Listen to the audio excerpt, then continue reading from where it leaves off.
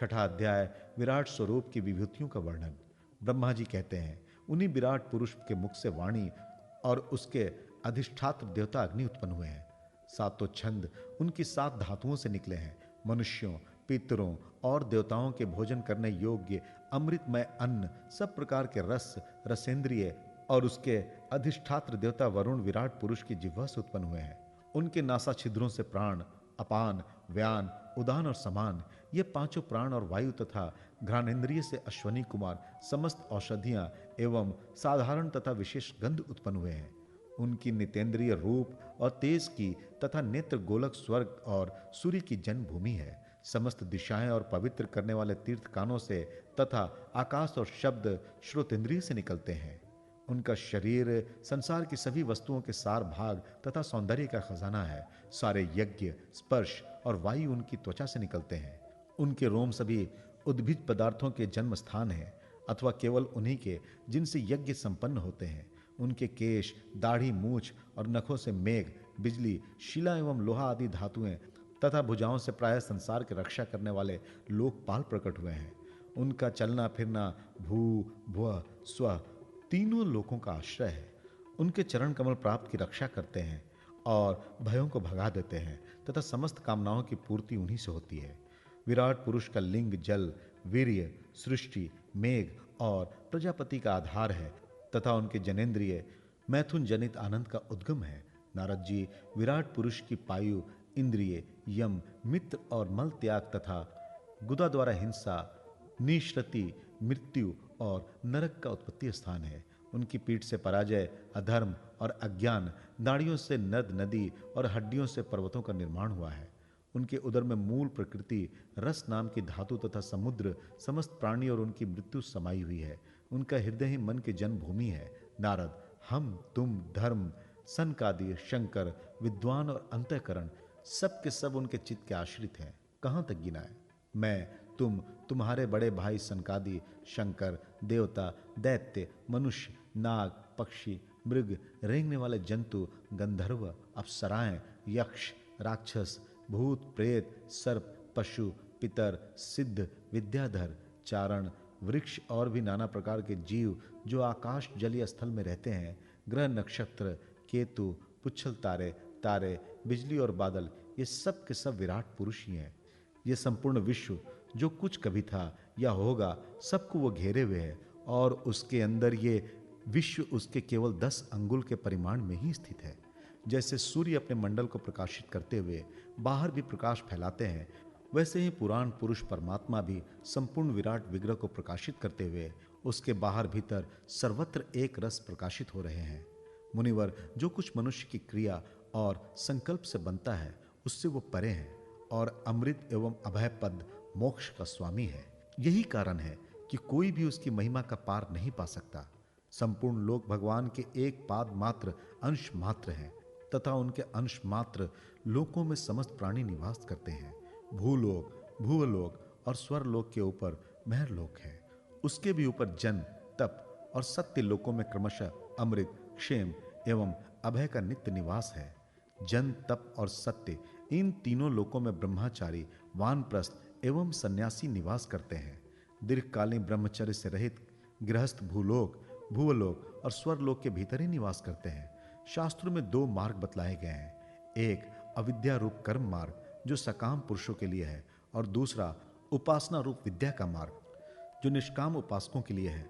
मनुष्य दोनों में से किसी एक का आश्रय लेकर भोग प्राप्त कराने वाले दक्षिण मार्ग से अथवा मोक्ष प्राप्त कराने वाले उत्तर मार्ग से यात्रा करते हैं। किंतु पुरुषोत्तम भगवान दोनों के आधारभूत हैं।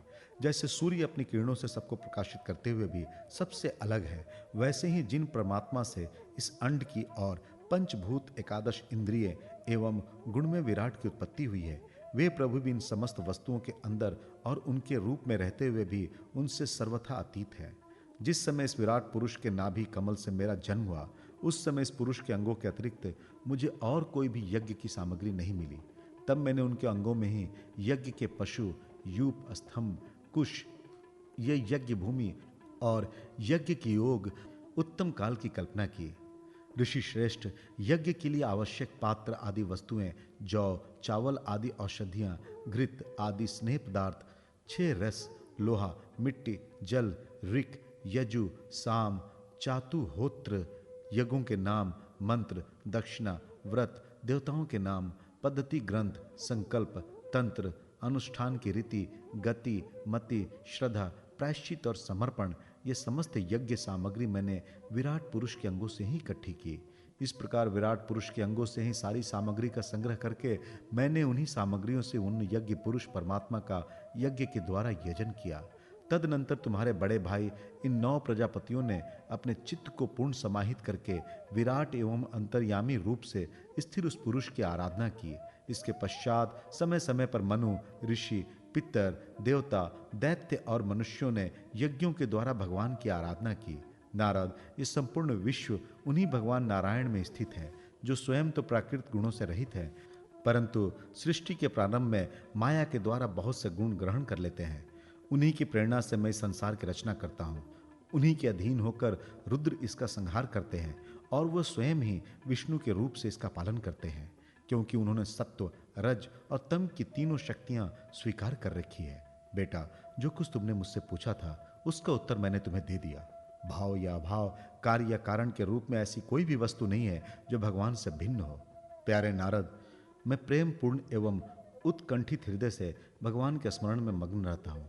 इसी से मेरी वाणी कभी असत्य नहीं होती दिखती, मेरा मन कभी असत्य संकल्प नहीं करता और मेरी इंद्रियां भी कभी मर्यादा का उल्लंघन करके कुमार्ग में नहीं जाती। मैं वेद मूर्ति हूँ, मेरा जीवन तपस्या में है। बड़े बड़े प्रजापति मेरी वंदना करते हैं और मैं उनका स्वामी हूँ। पहले मैंने बड़ी निष्ठा से योग्य का सर्वांग अनुष्ठान किया था, परंतु मैं अपने मूल कारण परमात्मा के स्वरूप को नहीं जान सका, क्योंकि वे तो एकमात्र भक्ति से ही प्राप्त होते हैं। मैं तो परम मंगलमय एवं शरण आए हुए भक्तों को जन्म मृत्यु से छुड़ाने वाले परम कल्याण स्वरूप भगवान के चरणों को ही नमस्कार करता हूँ। उनकी माया की शक्ति अपार है। जैसे आकाश अपने अंत को नहीं जानता, वैसे ही वे भी अपनी महिमा का विस्तार नहीं जानते। ऐसी स्थिति में दूसरे तो उसका पार पा ही कैसे सकते हैं। मैं, मेरे पुत्र, तुम लोग और शंकर जी भी उनके सत्य स्वरूप को नहीं जानते, तब दूसरे देवता तो उन्हें जान ही कैसे सकते हैं। हम सब इस प्रकार मोहित हो रहे हैं कि उनकी माया के द्वारा रचे हुए जगत को ठीक ठाक नहीं समझ सकते, अपनी अपनी बुद्धि के अनुसार ही अटकल लगाते हैं। हम लोग केवल जिनके अवतार की लीलाओं का गान ही करते रहते हैं, उनके तत्व को नहीं जानते। उन भगवान के श्री चरणों में मैं नमस्कार करता हूँ। वे अजन्मा एवं पुरुषोत्तम है। प्रत्येक कल्प में वे स्वयं अपने आप की ही सृष्टि करते हैं, रक्षा करते हैं एवं संहार करते हैं। वे माया के लेश से रहित केवल ज्ञान स्वरूप हैं और अंतरात्मा के रूप में एक रस स्थित हैं। वे तीनों काल में सत्य एवं परिपूर्ण हैं, ना उनका आदि है ना अंत। वे तीनों गुणों से रहित सनातन एवं अद्वितीय हैं। नारद, महात्मा लोग जिस समय अपने अंतःकरण, इंद्रिय और शरीर को शांत कर लेते हैं, उस समय उनका साक्षात्कार करते हैं, परंतु जब असत्य पुरुषों के द्वारा कुतर्कों का जाल बिछाकर उनको ढक दिया जाता है, तब उनके दर्शन नहीं हो पाते। परमात्मा का पहला अवतार विराट पुरुष हैं। उसके सिवा काल, स्वभाव, कार्य, कारण, मन, पंचभूत, अहंकार, तीनों गुण, इंद्रिया, ब्रह्मांड शरीर, उसका अभिमानी, स्थावर और जंगम जीव, सब के सब उस अनंत भगवान के ही रूप हैं। मैं, शंकर, विष्णु, दक्ष आदि ये प्रजापति, तुम और तुम्हारे जैसे अन्य भक्त जन, स्वर्ग लोक के रक्षक, पक्षियों के राजा, मनुष्य लोक के राजा, नीचे के लोकों के राजा, गंधर्व, विद्याधर और चारणों के अधिनायक, यक्ष, राक्षस, सांप और नागों के स्वामी, महर्षि, पितृपति, दैतेंद्र, सिद्धेश्वर, दानवराज और भी प्रेत, पिशाच, भूत, कुष्मांड, जल जंतु, मृग एवं पक्षियों के स्वामी एवं संसार में और भी जितनी वस्तुएं ऐश्वर्य, तेज, इंद्रिय बल, मनोबल, शरीर बल या क्षमा से युक्त हैं, अथवा जो भी विशेष सौंदर्य, लज्जा, वैभव तथा विभूति से युक्त हैं, एवं जितनी भी वस्तुएं अद्भुत वर्ण वाली, रूपवान या अरूप है, वे सब के सब परम तत्व में भगवत स्वरूप ही हैं। नारद, इनके सिवा परम पुरुष, परमात्मा के परम पवित्र एवं प्रधान प्रधान लीलावतार भी शास्त्रों में वर्णित है। उनका मैं क्रमशः वर्णन करता हूँ। उनके चरित्र सुनने में बड़े मधुर एवं श्रवणेन्द्रिय के दोषों को दूर करने वाले हैं। तुम सावधान होकर उनका रस लो। 7वां अध्याय, भगवान की लीलावतारों की कथा। ब्रह्मा जी कहते हैं, अनंत भगवान ने प्रलय के जल में डूबी हुई पृथ्वी का उद्धार करने के लिए समस्त यज्ञ में वराह शरीर ग्रहण किया था। आदि दैत्य हिरण्याक्ष जल के अंदर ही लड़ने के लिए उनके सामने आया। जैसे इंद्र ने अपने वज्र से पर्वतों के पंख काट डाले थे, वैसे ही वराह भगवान ने अपनी दाढ़ों से उसके टुकड़े टुकड़े कर दिए। फिर उन्हीं प्रभु ने रुचि नामक प्रजापति की पत्नी आकुति के गर्भ से सुयज्ञ के रूप में अवतार ग्रहण किया। उस अवतार में उन्होंने दक्षिणा नाम की पत्नी से स्वयं नाम के देवताओं को उत्पन्न किया और तीनों लोकों के बड़े बड़े संकट हर लिए। इसी से स्वयंभू मनु ने उन्हें हरि के नाम से पुकारा। नारद, कदर्म प्रजापति के घर देवहूति के गर्भ से 9 बहनों के साथ भगवान ने कपिल के रूप में अवतार ग्रहण किया। उन्होंने अपनी माताओं को उस आत्मज्ञान का उपदेश किया जिससे वे इस जन्म में अपने हृदय के संपूर्ण मल, तीनों गुणों की आसक्ति का सारा कीचड़ धोकर कपिल भगवान के वास्तविक स्वरूप को प्राप्त हो गई। महर्षि अत्रि भगवान को पुत्र रूप में प्राप्त करना चाहते थे। उन पर प्रसन्न होकर भगवान ने उनसे एक दिन कहा कि मैंने अपने आप को तुम्हें दे दिया। इसी से अवतार लेने पर भगवान का नाम दत्त, दत्तात्रेय पड़ा। उनके चरण कमलों के पराग से अपने शरीर को पवित्र करके राजा यदु और सहस्त्रार्जुन आदि ने योग की भोग और मोक्ष दोनों ही सिद्धियां प्राप्त की। नारद, सृष्टि के प्रारंभ में मैंने विविध लोकों को रचने की इच्छा से तपस्या की। मेरे उस अखंड तप से प्रसन्न होकर उन्होंने तप अर्थ वाले सन नाम से युक्त होकर सनक, सनंदन, सनातन और संतत्व कुमार के रूप में अवतार ग्रहण किया। इस अवतार में उन्होंने प्रलय के कारण पहले कल्प के भूले हुए आत्मज्ञान का ऋषियों के प्रति यथावत उपदेश किया, जिससे उन लोगों ने तत्काल परम तत्व का अपने हृदय में साक्षात्कार कर लिया। धर्म की पत्नी दक्ष कन्या मूर्ति के गर्भ से वे नर नारायण के रूप में प्रकट हुए। उनकी तपस्या का प्रभाव उन्हीं के जैसा है। इंद्र की भेजी हुई काम की सेना अप्सराएं उनके सामने जाते ही अपना स्वभाव खो बैठी। वे अपने हाव भाव से उन आत्म स्वरूप भगवान की तपस्या में विघ्न नहीं डाल सकी। नारद, शंकर आदि महानुभाव अपनी रोष भरी दृष्टि से कामदेव को जला देते हैं, परंतु अपने आप को जलाने वाले असह्य क्रोध को वो नहीं जला पाते। वही क्रोध नर नारायण के निर्मल हृदय में प्रवेश करने के पहले ही डर के मारे कांप जाता है। फिर भला उनके हृदय में काम का प्रवेश तो हो ही कैसे सकता है। अपने पिता राजा उत्तानपाद के पास बैठे हुए 5 वर्ष के बालक ध्रुव को उनकी सौतेली माता सुरुचि ने अपने वचन वाणों से वेद दिया था। इतनी छोटी अवस्था होने पर भी वे उस ग्लानि से तपस्या करने के लिए वन में चले गए। उनकी प्रार्थना से प्रसन्न होकर भगवान प्रकट हुए और उन्होंने ध्रुव को ध्रुव पद का वरदान दिया। आज भी ध्रुव के ऊपर नीचे प्रदक्षिणा करते हुए दिव्य महर्षिगण उनकी स्तुति करते रहते हैं। कुमारगामी वेन का ऐश्वर्य और पौरुष ब्राह्मणों के हुंकार रूपी वज्र से जलकर भस्म हो गया। वो नरक में गिरने लगा। ऋषियों की प्रार्थना पर भगवान ने उसके शरीर मंथन से पृथु के रूप में अवतार धारण कर उसे नरकों से उभारा और इस प्रकार पुत्र शब्द को चरितार्थ किया। उसी अवतार ने पृथ्वी को गाय बनाकर उन्होंने उससे जगत के लिए समस्त औषधियों का दोहन किया। राजा नाभि की पुत्री सुदेवी के गर्भ से भगवान ने ऋषभ देव के रूप में जन्म लिया। इस अवतार में समस्त आसक्तियों से रहित रहकर अपनी इंद्रियों और मन को अत्यंत शांत करके एवं अपने स्वरूप में स्थिर होकर समदर्शी के रूप में उन्होंने जड़ों की भांति योगचर्या का आचरण किया। इस स्थिति को महर्षि लोग परम हंसपद अथवा अवधूतचर्या कहते हैं। इसके बाद स्वयं उन्हीं यज्ञ पुरुष ने मेरे यज्ञ में स्वर्ण के समान कांति वाले हयग्रीव के रूप में अवतार ग्रहण किया। भगवान का वह विग्रह वेद में, यज्ञ में और सर्वदेव में है। उन्हीं की नासिका से श्वास के रूप में वेदवाणी प्रकट हुई। चाक्षुष मनवंतर के अंत में भावी मनु सत्यव्रत ने मत्स्य रूप में भगवान को प्राप्त किया था। उस समय पृथ्वी रूप नौका के आश्रय होने के कारण वे ही समस्त जीवों के आश्रय बने। प्रलय के उस भयंकर जल में मेरे मुख से गिरे हुए वेदों को लेकर वे उसी में विहार करते रहे। जब मुख्य मुख्य देवता और दानव अमृत की प्राप्ति के लिए क्षीर सागर को मथ रहे थे, तब भगवान ने कच्छप के रूप में अपनी पीठ पर मंद्राचल धारण किया। उस समय पर्वत के घूमने के कारण उसकी रगड़ से उनकी पीठ की खुजलाहट थोड़ी मिट गई, जिससे वे कुछ क्षणों तक सुख की नींद सो सके। देवताओं का महान भय मिटाने के लिए उन्होंने नरसिंह का रूप धारण किया।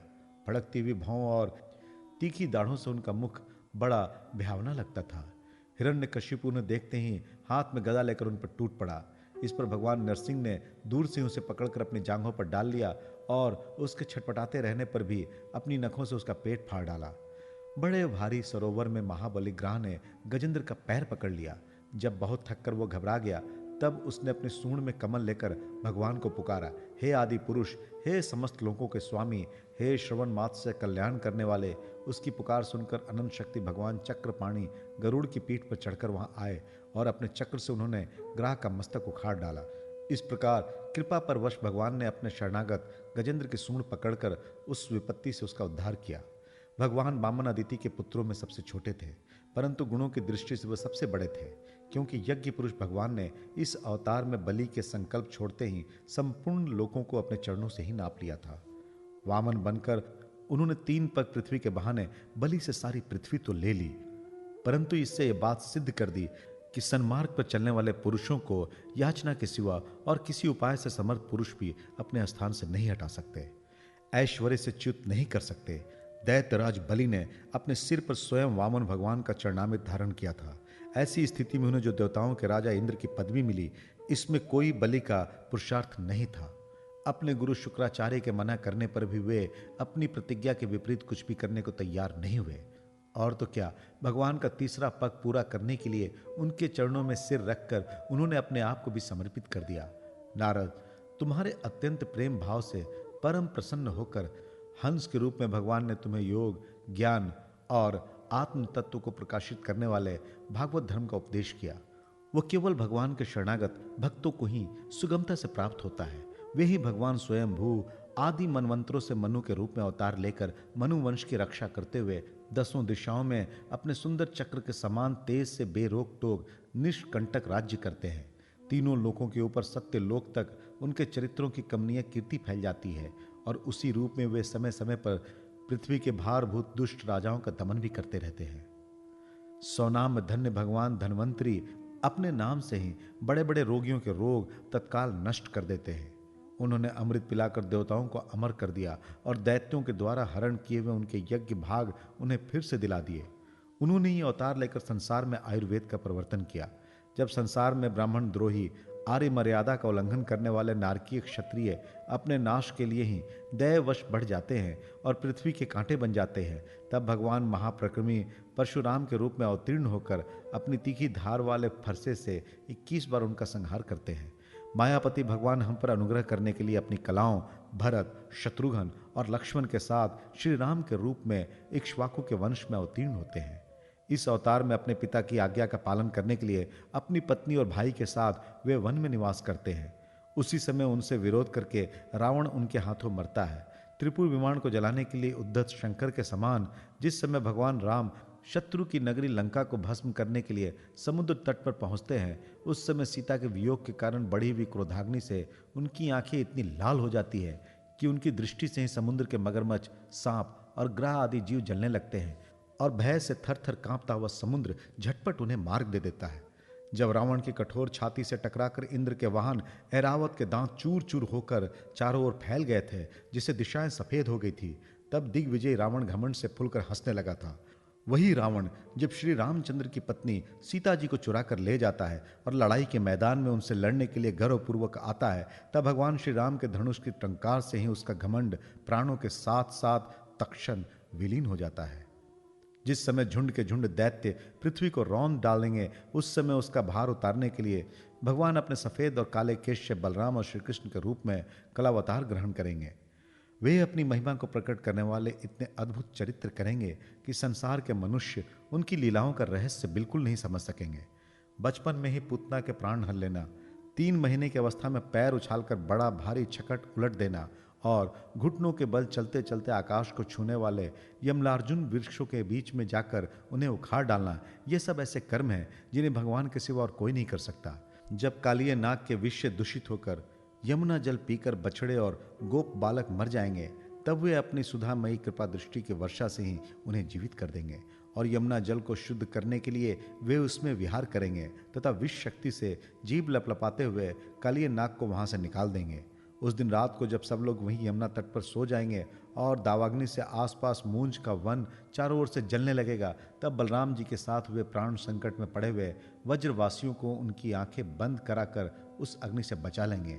उनकी ये लीला भी अलौकिक ही होगी। उनकी शक्ति वास्तव में अचिंत्य है। उनकी माता उन्हें बांधने के लिए जो जो रस्सी लाएंगी, वही उनके उदर में पूरी नहीं पड़ेगी।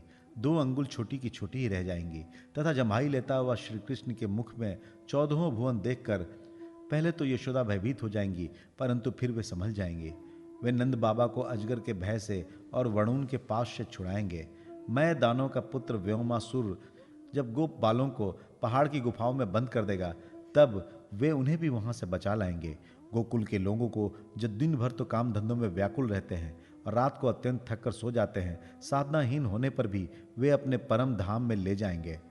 निष्पाप नारद, जब श्री कृष्ण की सलाह से गोप लोग इंद्र का यज्ञ बंद कर देंगे, तभी इंद्र व्रजभूमि का नाश करने के लिए चारों ओर से मूसलाधार वर्षा करने लगेंगे।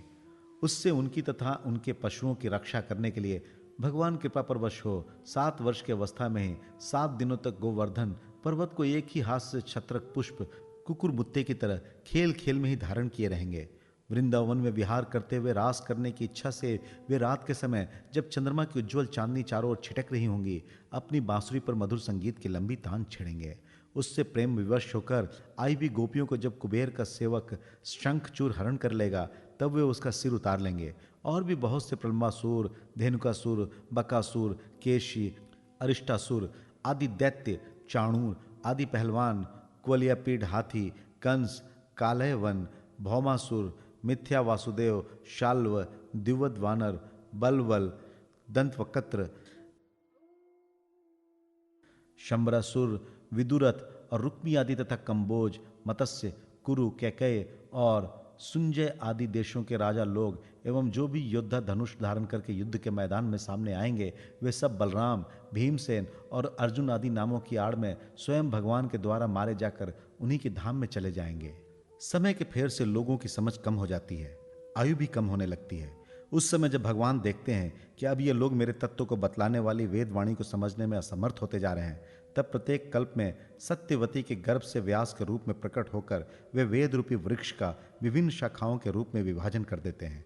देवताओं के शत्रु दैत्य लोग भी वेद मार्ग का सहारा लेकर मैं दानव के बनाए हुए अदृश्य वेग वाले नगरों में रहकर लोगों का सत्यानाश करने लगेंगे। तब भगवान लोगों की बुद्धि में मोह और अत्यंत लोभ उत्पन्न करने वाला वेश धारण करके बुद्धि के रूप में बहुत से उपधर्मों का उपदेश करेंगे। कलयुग के अंत में जब सत्पुरुषों के घर भी भगवान की कथा होने में बाधा पड़ने लगेगी, ब्राह्मण, क्षत्रिय तथा वैश्य पाखंडी और शूद्र राजा हो जाएंगे। यहाँ तक कि कहीं भी स्वाहा, स्वधा और वष्टकार की ध्वनि देवता पितरों के यज्ञ श्राद्ध की बात तक नहीं सुनाई पड़ेगी। तब कलयुग का शासन करने के लिए भगवान कल की अवतार ग्रहण करेंगे। जब संसार की रचना का समय होता है, तब तपस्या 9 प्रजापति, मरीचि आदि ऋषि और मेरे रूप में जब सृष्टि की रक्षा का समय होता है, तब धर्म, विष्णु, मनु, देवता और राजाओं के रूप में, तथा जब सृष्टि के प्रलय का समय होता है, तब अधर्म, रुद्र तथा क्रोधवश नाम के सर्प एवं दैत्य आदि के रूप में सर्वशक्तिमान भगवान की माया विभूतियां ही प्रकट होती हैं। अपनी प्रतिभा के बल से पृथ्वी के एक एक धूलि कण को गिन चुकने पर भी जगत में कौन ऐसा पुरुष है जो भगवान की शक्तियों की गणना कर सके। जब वे त्रिविक्रम अवतार लेकर त्रिलोकी को नाप रहे थे, उस समय उनके चरणों के अदम्य वेग से प्रकृति रूप अंतिम आवरण से लेकर सत्यलोक तक का सारा ब्रह्मांड कांपने लगा था। तब उन्होंने ही अपनी शक्ति से उसे स्थिर किया था। समस्त सृष्टि की रचना और संहार करने वाली माया उनकी एक शक्ति है। ऐसी ऐसी अनंत शक्तियों के आश्रय उनके स्वरूप को ना तो मैं जानता हूं और ना वे तुम्हारे बड़े भाई सनकादि हैं। फिर दूसरों का क्या कहना है। आदिदेव भगवान शेस्त्र सहस्त्र मुख से उनके गुणों का गायन करते आ रहे हैं, परंतु वे अब भी उसके अंत की कल्पना नहीं कर सके। जो निष्कपट भाव से अपना सर्वस्व और अपने आप को भी उनके चरण कमलों में निछावर कर देते हैं, उन पर वे अनंत भगवान स्वयं ही अपनी ओर से दया करते हैं और उनकी दया के पात्र ही उनके दुस्तर माया का स्वरूप जानते हैं और उसके पार चले जाते हैं। वास्तव में ऐसे पुरुष ही कुत्ते और सियारों ये मैं हूं और ये मेरा है ऐसा भाव नहीं करते। प्यारे नारद, परम पुरुष की उस योग माया को तो मैं जानता हूं, तथा तुम लोग भगवान शंकर, दैत्य कुलभूषण प्रहलाद, शतरूपा मनु, मनुपुत्र प्रियव्रत आदि प्राचीन ब्रही ऋभु और ध्रुव भी जानते हैं। इनके सिवाय इक्ष्वाकु, पुरुरवा, मुचुकुंद, जनक, गाधी, रघु, आम्बरीश, सगर, गय, ययाति आदि तथा मानधाता, अलर्क, शतधन्वा, अनु, रंतिदेव, भीष्म, बलि, अमृतरय, दिलीप, सौभरी, उत्तंक, शिबी, देवल, पिप्लाद, सारस्वत, उद्धव, पराशर, भूरिश्रेण एवं विभीषण, हनुमान, सुखदेव, अर्जुन, आष्टीशेण, विदुर और ऋतुदेव आदि महात्मा भी जानते हैं। जिन्हें भगवान के प्रेमी भक्तों का सा स्वभाव बनाने की शिक्षा मिली है, वे स्त्री, शूद्र, हूण, भील और पाप के कारण पशु पक्षी आदि योनियों में रहने वाले भी भगवान की माया का रहस्य जान लेते हैं और इस संसार सागर से सदा के लिए पार हो जाते हैं। फिर जो लोग वैदिक सदाचार का पालन करते हैं, उनके संबंध में तो कहना ही क्या है। परमात्मा का वास्तविक स्वरूप एक रस, शांत, अभय एवं केवल ज्ञान स्वरूप है। ना उसमें माया का मल है और ना तो उसके द्वारा रची हुई विषमताएं हैं। वह सत्य और असत दोनों से परे है। किसी भी वैदिक या लौकिक शब्द की वहां तक पहुंच नहीं है। अनेक प्रकार के साधनों से संपन्न होने वाले कर्मों का फल भी वहां तक नहीं पहुंच सकता। और तो क्या, स्वयं माया भी उसके सामने नहीं जा पाती, लजाकर भाग खड़ी होती है। परम पुरुष भगवान का वही परम पद है।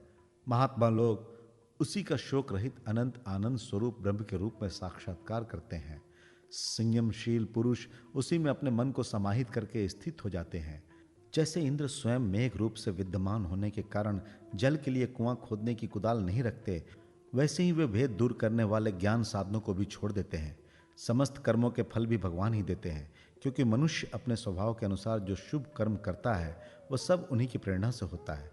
इस शरीर में रहने वाले पंचभूतों के अलग अलग हो जाने पर जब ये शरीर नष्ट हो जाता है, तब भी इसमें रहने वाला अजन्मा पुरुष आकाश के समान नष्ट नहीं होता। बेटा नारद, संकल्प से विश्व की रचना करने वाले षडैश्वर संपन्न श्री हरि का मैंने तुम्हारे सामने संक्षेप में वर्णन किया। जो कुछ कार्य कारण अथवा भाव अभाव है, वह सब भगवान से भिन्न नहीं है। फिर भी भगवान तो इससे पृथक भी हैं ही। भगवान ने मुझे जो उपदेश किया था वो यही भागवत है। इसमें भगवान की विभूतियों का संक्षिप्त वर्णन है। तुम इसका विस्तार करो। जिस प्रकार सबके आश्रय एवं सर्वस्वरूप भगवान श्री हरि में लोगों की प्रेममयी भक्ति हो, ऐसा निश्चित करके इसका वर्णन करें।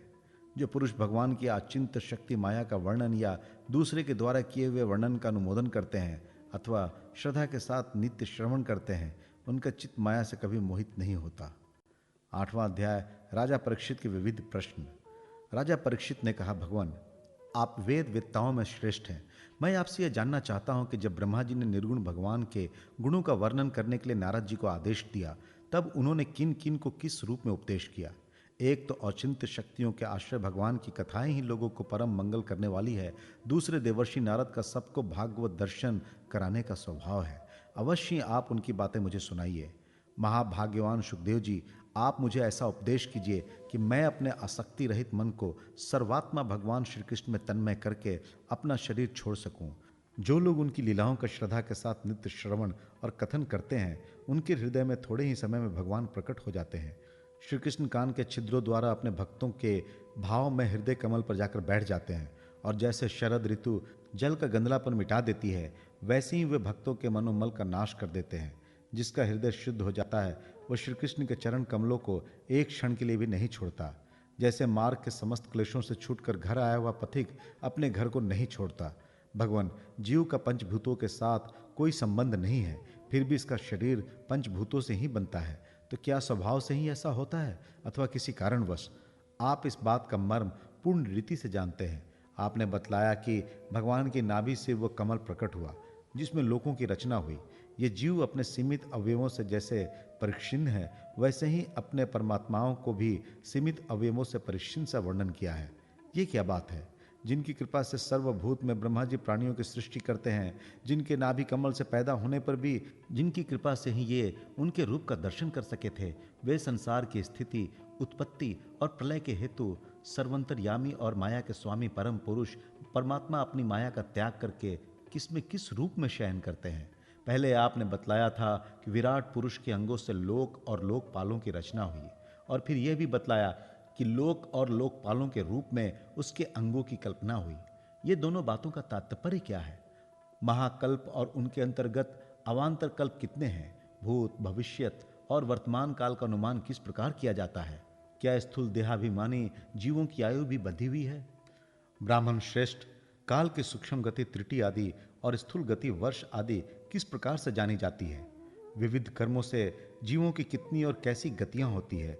देव, मनुष्य आदि योनियां सत्व, रज, तम इन 3 गुणों के फल स्वरूप ही प्राप्त होती है। उनको चाहने वाले जीवों में से कौन कौन किस किस योनि को प्राप्त करने के लिए किस किस प्रकार से कौन कौन कर्म स्वीकार करते हैं।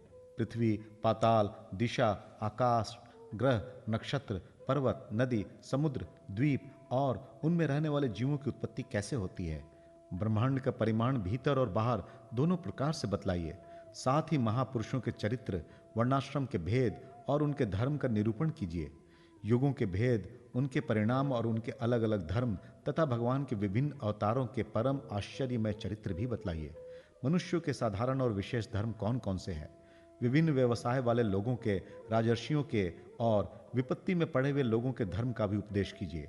तत्वों की संख्या कितनी है, उनके स्वरूप और लक्षण क्या है, भगवान की आराधना की और अध्यात्म योग की विधि क्या है, योगेश्वरों को क्या क्या ऐश्वर्य प्राप्त होते हैं तथा अंत में उन्हें कौन सी गति मिलती है, योगियों का लिंग शरीर किस प्रकार भंग होता है, वेद, उपवेद, धर्मशास्त्र, इतिहास और पुराणों का स्वरूप एवं तात्पर्य क्या है, समस्त प्राणियों की उत्पत्ति, स्थिति और प्रलय कैसे होता है, बावली, कुआं खुदवाना आदि स्मार्त, यज्ञ यागादि वैदिक एवं काम्य कर्मों की तथा अर्थ धर्म काम के साधनों की विधि क्या है, प्रलय के समय जो जीव प्रकृति में लीन रहते हैं उनकी उत्पत्ति कैसे होती है, पाखंड की उत्पत्ति कैसे होती है, आत्मा के बंध मोक्ष का स्वरूप क्या है और वो अपने स्वरूप में किस प्रकार स्थित होता है। भगवान तो परम स्वतंत्र है, वे अपनी माया से किस प्रकार क्रीड़ा करते हैं और उसे छोड़कर साक्षी के समान उदासीन कैसे हो जाते हैं। भगवान, मैं ये सब आपसे पूछ रहा हूं, मैं आपकी शरण में हूं। महामुने, आप कृपा करके क्रमशः इनका तात्विक निरूपण कीजिए। इस विषय में आप स्वयंभू ब्रह्मा के समान परम प्रमाण हैं। दूसरे लोग तो अपनी पूर्व परंपरा से सुनी सुनाई बातों का ही अनुष्ठान करते हैं। ब्राह्मण, आप मेरी भूख प्यास की चिंता न करें। मेरे प्राण कुपित ब्राह्मण के शाप के अतिरिक्त और किसी कारण से निकल नहीं सकते, क्योंकि मैं आपके मुखार विंद से निकलने वाली भगवान की अमृतमयी लीला कथा का पान कर रहा हूँ। सूत जी कहते हैं, शौनकादि ऋषियों, जब राजा परीक्षित ने संतों की सभा में भगवान की लीला कथा सुनाने के लिए इस प्रकार प्रार्थना की, तब श्री सुखदेव जी को बड़ी प्रसन्नता हुई। उन्होंने उन्हें वही वेद तुल्य श्रीमद् भागवत महापुराण सुनाया जो ब्रह्म कल्प के आरंभ में स्वयं भगवान ने ब्रह्मा जी को सुनाया था। पांडु वन शिरोमणि परीक्षित ने उनसे जो जो प्रश्न किए थे वे उन सब का उत्तर क्रमशः देने लगे। 9वां अध्याय, ब्रह्मा जी का भगवत धाम दर्शन और भगवान के द्वारा उन्हें चतुर्श्लोकी भागवत का उपदेश। श्री सुखदेव जी ने कहा, परीक्षित, जैसे स्वप्न में देखे जाने वाले पदार्थों के साथ उसे देखने वाले का कोई संबंध नहीं होता, वैसे ही देहादि से अतीत अनुभव स्वरूप आत्मा का माया के बिना दृश्य पदार्थों के साथ कोई संबंध नहीं हो सकता।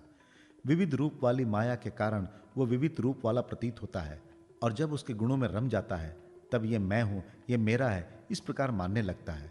किंतु जब ये गुणों को क्षुब्ध करने वाला काल और मोह उत्पन्न करने वाली माया इन दोनों से परे अपने अनंत स्वरूप में मोह रहित होकर रमण करने लगता है, आत्माराम हो जाता है, तब ये मैं मेरा का भाव छोड़कर पूर्ण उदासीन गुणातीत हो जाता है।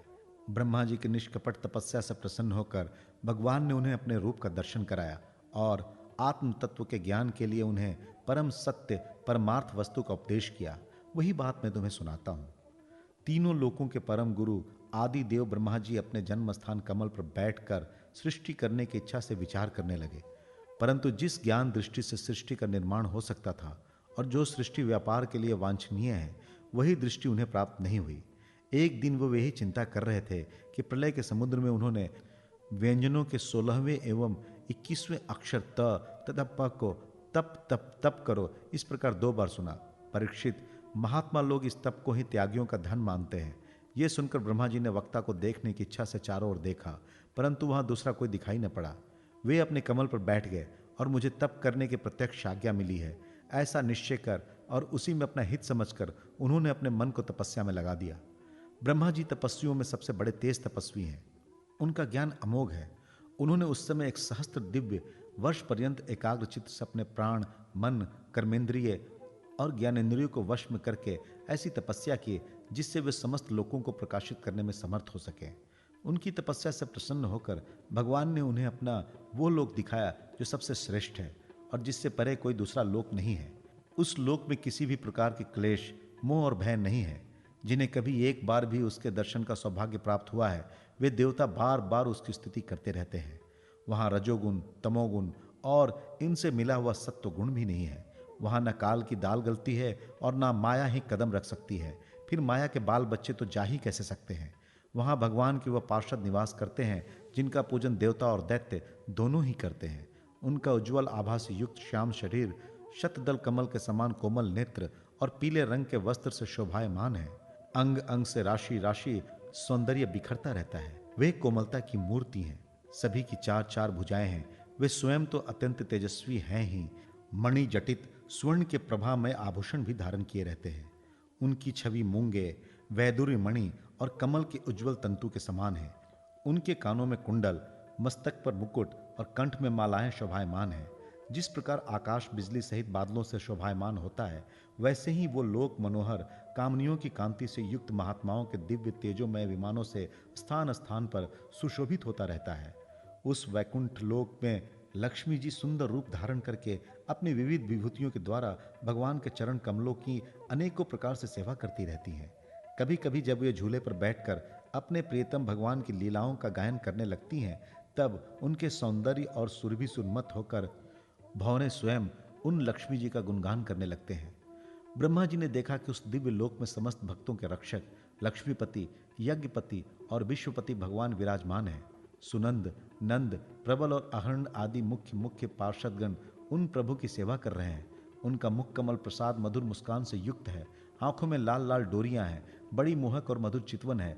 ऐसा जान पड़ता है कि अभी अभी अपने प्रेमी भक्त को अपना सर्वस्व दे देंगे। सिर पर मुकुट, कानों में कुंडल और कंधे पर पीतांबर जगमगा रहे हैं। वक्षस्थल पर एक सुनहरी रेखा के रूप में श्री लक्ष्मी जी विराजमान है और सुंदर चार भुजाएं हैं। वे एक सर्वोत्तम और बहुमूल्य आसन पर विराजमान है। पुरुष, प्रकृति, महतत्व, अहंकार, मन, 10 इंद्रिय, शब्दादि 5 तन्मात्राएं और पंचभूत, ये 25 शक्तियां मूर्तिमान होकर उनके चारों ओर खड़ी है। समय, ऐश्वर्य, धर्म, कीर्ति, श्री, ज्ञान और वैराग्य, इन 6 नित्य सिद्ध स्वरूपभूत शक्तियों से वे सर्वदा युक्त रहते हैं। उनके अतिरिक्त और कहीं भी ये नित्य रूप से निवास नहीं करती। वे सर्वेश्वर प्रभु अपने नित्य आनंदमय स्वरूप में ही नित्य निरंतर निमग्न रहते हैं। उनका दर्शन करते ही ब्रह्मा जी का हृदय आनंद के उद्रेक से लबलबा भर गया। शरीर पुलकित हो उठा, नेत्रों में प्रेमाश्रु छलक आए। ब्रह्मा जी ने भगवान के उन चरण कमलों में, जो परम हंसों के निवृत्ति मार्ग से प्राप्त हो सकते हैं, सिर झुकाकर प्रणाम किया। ब्रह्मा जी के प्यारे भगवान अपने प्रिय ब्रह्मा को प्रेम और दर्शन के आनंद में निमग्न, शरणागत तथा प्रजा सृष्टि के लिए आदेश देने के योग्य देखकर बहुत प्रसन्न हुए। उन्होंने ब्रह्मा जी से हाथ मिलाया तथा मंद मुस्कान से अलंकृत वाणी में कहा। श्री भगवान ने कहा, ब्रह्मा जी, तुम्हारे हृदय में तो समस्त वेदों का ज्ञान विद्यमान है। तुमने सृष्टि रचना की इच्छा से चिरकाल तक तपस्या करके मुझे भली भांत संतुष्ट कर दिया है। मन में कपट रखकर योग साधन करने वाले मुझे कभी प्रसन्न नहीं कर सके। तुम्हारा कल्याण हो, तुम्हारी जो अभिलाषा हो वही वर मुझसे मांग लो, क्योंकि मैं मुंह मांगी वस्तु देने में समर्थ हूँ। ब्रह्मा जी, जीव के समस्त कल्याणकारी साधनों का विश्राम, पर्यवसान मेरे दर्शन में ही है। तुमने मुझे देखे बिना ही उससे सूने जल में मेरी वाणी सुनकर इतनी घोर तपस्या की है। इसी से मेरी इच्छा से तुम्हें मेरे लोक का दर्शन हुआ है। तुम उस समय सृष्टि रचना का कर्म करने में किंग कर्तव्य विमूढ़ हो रहे थे। इसी से मैंने तुम्हें तपस्या करने की आज्ञा दी थी, क्योंकि निष्पाप तपस्या मेरा हृदय है और मैं स्वयं तपस्या का आत्मा हूँ। मैं तपस्या से ही संसार की सृष्टि करता हूँ, तपस्या से ही इसका धारण पोषण करता हूँ और फिर तपस्या से ही इसे अपने में लीन कर लेता हूँ। तपस्या मेरी एक दुर्लभ्य शक्ति है। ब्रह्मा जी ने कहा, भगवान, आप समस्त प्राणियों के अंतःकरण में साक्षी रूप में विराजमान रहते हैं। आप अपने अप्रतिहित ज्ञान से यह जानते ही हैं कि मैं क्या करना चाहता हूँ। नाथ, आप कृपा करके मुझ याचक की यह मांग पूरी कीजिए कि मैं रूप रहित आपके सगुण और निर्गुण दोनों ही रूपों को जान सकूं। आप माया के स्वामी हैं। आपका संकल्प कभी व्यर्थ नहीं होता। जैसे मकड़ी अपने मुंह से जाला निकालकर उसमें क्रीड़ा करती है और फिर उसे अपने में लीन कर लेती है, वैसे ही आप अपनी माया का आश्रय लेकर इस विविध शक्ति संपन्न जगत की उत्पत्ति, पालन और संहार करने के लिए अपने आप को ही अनेक रूपों में बना देते हैं और क्रीड़ा करते हैं। इस प्रकार आप कैसे करते हैं, इस मर्म को मैं जान सकूं, ऐसा ज्ञान आप मुझे दीजिए। आप मुझ पर ऐसी कृपा कीजिए कि मैं सजग रहकर सावधानी से आपकी आज्ञा का पालन कर सकूं और सृष्टि की रचना करते समय भी कर्तापन आदि के अभिमान से बंध न जाऊं प्रभु, आपने एक मित्र के समान हाथ पकड़कर मुझे अपना मित्र स्वीकार किया है।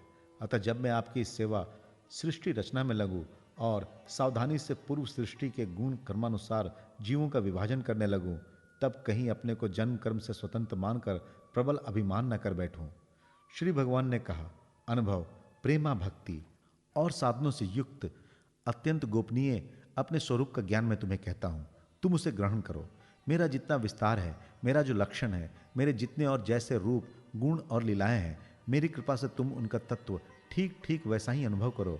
सृष्टि के पूर्व केवल मैं ही था, मेरे अतिरिक्त न स्थूल था न सूक्ष्म और ना तो दोनों का कारण अज्ञान। जहां यह सृष्टि नहीं है वहां मैं ही मैं हूं, और इस सृष्टि के रूप में जो कुछ प्रतीत हो रहा है वो भी मैं ही हूं, और जो कुछ बचा रहेगा वो भी मैं ही हूं। वास्तव में ना होने पर भी जो कुछ अनिवर्चनीय वस्तु मेरे अतिरिक्त मुझ परमात्मा में दो चंद्रमाओं की तरह मिथ्या ही प्रतीत हो रही है, अथवा विद्यमान होने पर भी आकाश मंडल के नक्षत्रों में राहु की भांति जो मेरी प्रतीत नहीं होती, इसे मेरी माया समझना चाहिए। जैसे प्राणियों के पंचभूत रचित छोटे बड़े शरीरों में आकाशादि पंच महाभूत उन शरीरों के कार्य रूप से निर्मित होने के कारण प्रवेश करते भी हैं और पहले से ही उन स्थानों और रूपों में कारण रूप से विद्यमान रहने के कारण प्रवेश भी नहीं करते, वैसे ही उन प्राणियों के शरीर की दृष्टि से मैं उनमें आत्मा के रूप में प्रवेश किए हुए हूँ, और आत्मदृष्टि से अपने अतिरिक्त और कोई वस्तु न होने के कारण उनमें प्रविष्ट नहीं भी हूँ। ये ब्रह्म नहीं, ये ब्रह्म नहीं, इस प्रकार निषेध की पद्धति से और ये ब्रह्म है, ये ब्रह्म है, इस अन्वय की पद्धति से यह सिद्ध होता है कि सर्वातीत एवं सर्वस्वरूप भगवान ही सर्वदा और सर्वत्र स्थित है। वही वास्तविक तत्व है। जो आत्मा अथवा परमात्मा तत्व जानना चाहते हैं, उन्हें केवल इतना ही जानने की आवश्यकता है। ब्रह्मा जी, तुम अविचल समाधि के द्वारा मेरे इस सिद्धांत में पूर्ण निष्ठा कर लो। इससे तुम्हें कल्प कल्प में विविध प्रकार की सृष्टि रचना करते रहने पर भी कभी मोह नहीं होगा। श्री सुखदेव जी कहते हैं, लोक पितामह ब्रह्मा जी को इस प्रकार उपदेश देकर अजन्मा भगवान ने उनके देखते ही देखते अपने उसी रूप को छिपा लिया। जब सर्वभूत स्वरूप ब्रह्मा जी ने देखा कि भगवान ने अपने इंद्रिय गोचर स्वरूप को हमारे नेत्रों के सामने से हटा लिया है, तब उन्होंने अंजलि बांधकर उन्हें प्रणाम किया और पहले कल्प में जैसी सृष्टि थी इसी रूप में इस विश्व की रचना की। एक बार धर्मपति प्रजापति ब्रह्मा जी ने सारी जनता का कल्याण हो अपने स्वार्थ की पूर्ति के लिए विधि पूर्वक यम नियमों का धारण किया।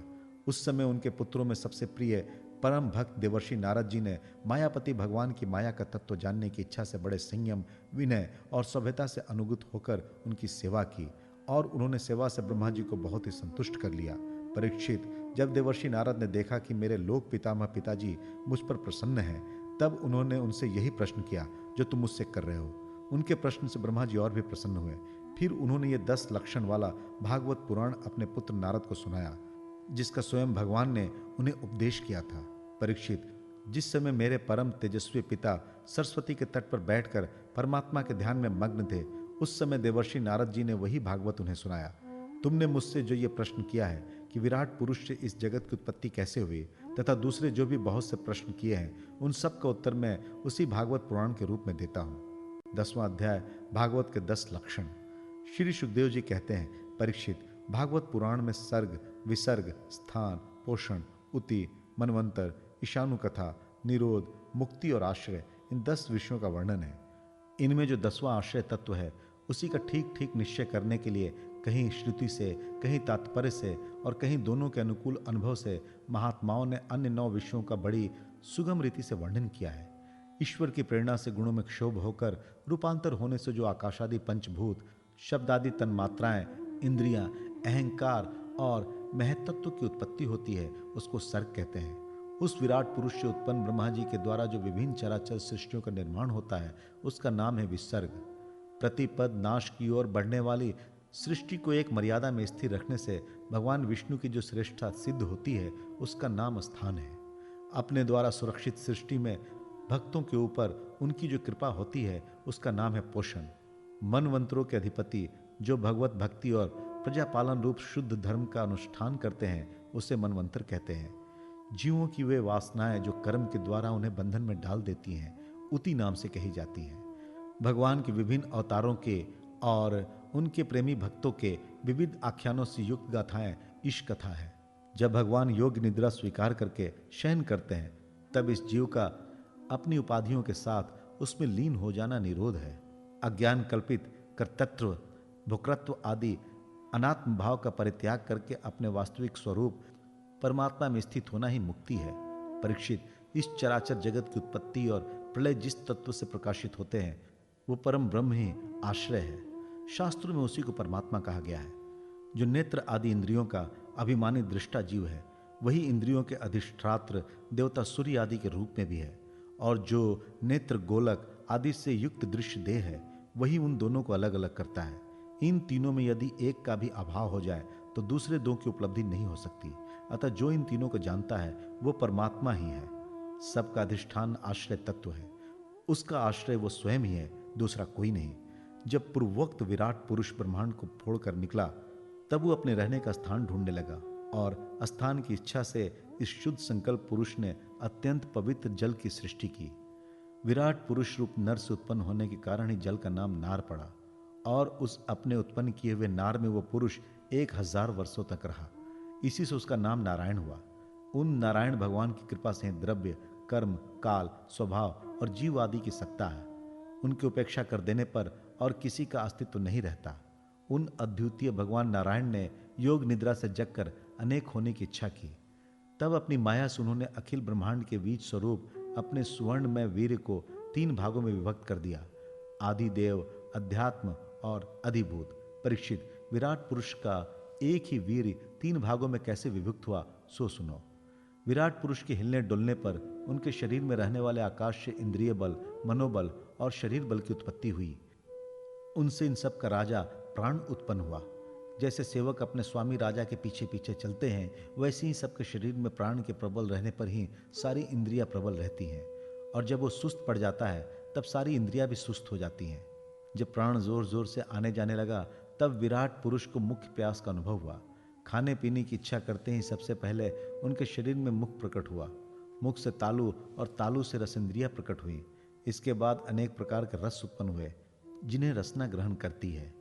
जब उनकी इच्छा बोलने की हुई तब वाक इंद्रिय, उसके अधिष्ठात्र देवता अग्नि और उनका विषय बोलना, ये तीनों प्रकट हुए। इसके बाद बहुत दिनों तक उस जल में ही वे रुके रहे। श्वास के वेग से नासिका छिद्र प्रकट हो गए। जब उन्हें सूंघने की इच्छा हुई तब उनकी नाक घ्राणेन्द्रिय आकर बैठ गई, और उसके देवता गंध को फैलाने वाले वायुदेव प्रकट हुए। पहले उनके शरीर में प्रकाश नहीं था। फिर जब उन्हें अपने को तथा दूसरी वस्तुओं को देखने की इच्छा हुई तब नेत्रों के छिद्र, उनका अधिष्ठाता सूर्य और नेतेंद्रिय प्रकट हो गए। इन्हीं से रूप का ग्रहण होने लगा। जब वेद रूप ऋषि विराट पुरुष को स्तुतियों के द्वारा जगाने लगे तब उन्हें सुनने की इच्छा हुई। उसी समय कान, उनकी अधिष्ठात्र देवता दिशाएं और श्रोतेंद्रिय प्रकट हुई। इसी से शब्द सुनाई पड़ता है। जब उन्होंने वस्तुओं की कोमलता, कठिनता, हल्कापन, भारीपन, उष्णता और शीतलता आदि जाननी चाहिए तब उनके शरीर में चर्म प्रकट हुआ। पृथ्वी में से जैसे वृक्ष निकल आते हैं उसी प्रकार उस चर्म में रोएं पैदा हुए, और उसके भीतर बाहर रहने वाले वायु भी प्रकट हो गया। स्पर्श ग्रहण करने वाली त्वचा इंद्रिय भी साथ ही साथ शरीर में चारों ओर लिपट गई, और उससे उन्हें स्पर्श का अनुभव होने लगा। जब उन्हें अनेकों प्रकार के कर्म करने की इच्छा हुई तब उनके हाथ उगाए। उन हाथों में ग्रहण करने की शक्ति हस्तेंद्रिय तथा उनके अधिदेवता इंद्र प्रकट हुए, और दोनों के आश्रय से होने वाला ग्रहण रूप कर्म भी प्रकट हो गया। जब उन्हें अभिष्ट स्थान पर जाने की इच्छा हुई तब उनके शरीर में पैर उगाए। चरणों के साथ ही चरण इंद्रिय के अधिष्ठा रूप में वहां स्वयं यज्ञ पुरुष भगवान विष्णु स्थित हो गए, और उन्हीं में चलना रूप कर्म प्रकट हुआ। मनुष्य इसी चरणेन्द्रिय से चलकर यज्ञ सामग्री एकत्र करते हैं। संतान, रति और स्वर्ग भोग की कामना होने पर विराट पुरुष के शरीर में लिंग की उत्पत्ति हुई। उसमें उपस्थेंद्रिय और प्रजापति देवता तथा इन दोनों के आश्रय रहने वाले काम सुख का आविर्भाव हुआ। जब उन्हें मल त्याग की इच्छा हुई तब गुदाद्वार प्रकट हुआ। तत्पश्चात इसमें पायु इंद्रिय और मित्र देवता उत्पन्न हुए। उन्हीं दोनों के द्वारा मल त्याग की क्रिया संपन्न होती है।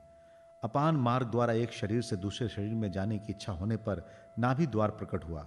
उसमें अपान और मृत्यु देवता प्रकट हुए। इन दोनों के आश्रय से ही प्राण और अपान का विछोह यानी मृत्यु होती है। जब विराट पुरुष को अन्न जल ग्रहण करने की इच्छा हुई तब कोंक, आंते और नाड़ियां उत्पन्न हुई। साथ ही कुक्षी के देवता समुद्र, नाड़ियों के देवता नदियां एवं तुष्टि और पुष्टि, ये दोनों उनके आश्रित विषय उत्पन्न हुए। जब उन्होंने अपने माया पर विचार करना चाहा, तब हृदय की उत्पत्ति हुई। उसमें मन रूप इंद्रिय और मन से उसका देवता चंद्रमा तथा विषय कामना और संकल्प प्रकट हुए। विराट पुरुष के शरीर में पृथ्वी, जल और तेज से 7 धातुएं प्रकट हुई। त्वचा, चर्म, मांस, रुधिर, मेद, मज्जा और अस्थि। इस प्रकार आकाश, जल और वायु से प्राणों की उत्पत्ति हुई। श्रोत्रादि सब इंद्रिया शब्दादि विषयों को ग्रहण करने वाली है। वे विषय अहंकार से उत्पन्न हुए हैं। मन सब विकारों का उत्पत्ति स्थान है और बुद्धि समस्त पदार्थों का बोध कराने वाली है। मैंने भगवान के स्थूल स्वरूप का वर्णन तुम्हें सुनाया है। यह बाहर की ओर से पृथ्वी, जल, तेज, वायु, आकाश, अहंकार, महतत्व और प्रकृति, इन 8 आवरणों से घिरा हुआ है। इससे परे भगवान का अत्यंत सूक्ष्म रूप है। वो अव्यक्त, निर्विशेष, आदि, मध्य और अंत से रहित एवं नित्य है। वाणी और मन की वहां तक पहुंच नहीं है। मैंने तुम्हें भगवान के स्थूल और सूक्ष्म, व्यक्त और अव्यक्त जिन 2 रूपों का वर्णन सुनाया है, ये दोनों ही भगवान की माया के द्वारा रचित है। इसलिए विद्वान पुरुष इन दोनों को ही स्वीकार नहीं करते। वास्तव में भगवान निष्क्रिय हैं। अपनी शक्ति से ही वे सक्रिय बनते हैं। फिर तो वे ब्रह्मा का यह विराट रूप धारण करके वाच्य और वाचक, शब्द और उसके अर्थ के रूप में प्रकट होते हैं और अनेकों नाम, रूप तथा क्रियाएं स्वीकार करते हैं। परीक्षित, प्रजापति, मनु, देवता, ऋषि, पितर, सिद्ध, चारण, गंधर्व, विद्याधर, असुर, यक्ष, किन्नर, अप्सराएं, नाग, सर्प, किमपुरुष, उरग, मातृकाय, राक्षस, पिशाच, प्रेत, भूत, विनायक, कुष्मांड, उन्माद, वेताल, यातुधान, ग्रह, पक्षी, मृग, पशु, वृक्ष, पर्वत, सरीसृप इत्यादि जितने भी संसार में नाम रूप हैं, सब भगवान के ही हैं। संसार में चर और अचर भेद से 2 प्रकार के तथा जरायुज, अंडज, स्वदेज और उदिब्ज भेद से 4 प्रकार के जितने भी जलचर, थलचर तथा आकाशचारी प्राणी हैं, सब के सब शुभ, अशुभ और मिश्रित कर्मों के तदनुरूप फल हैं। सत्व की प्रधानता से देवता, रजोगुण की प्रधानता से मनुष्य और तमोगुण की प्रधानता से नारकीय योनियां मिलती है।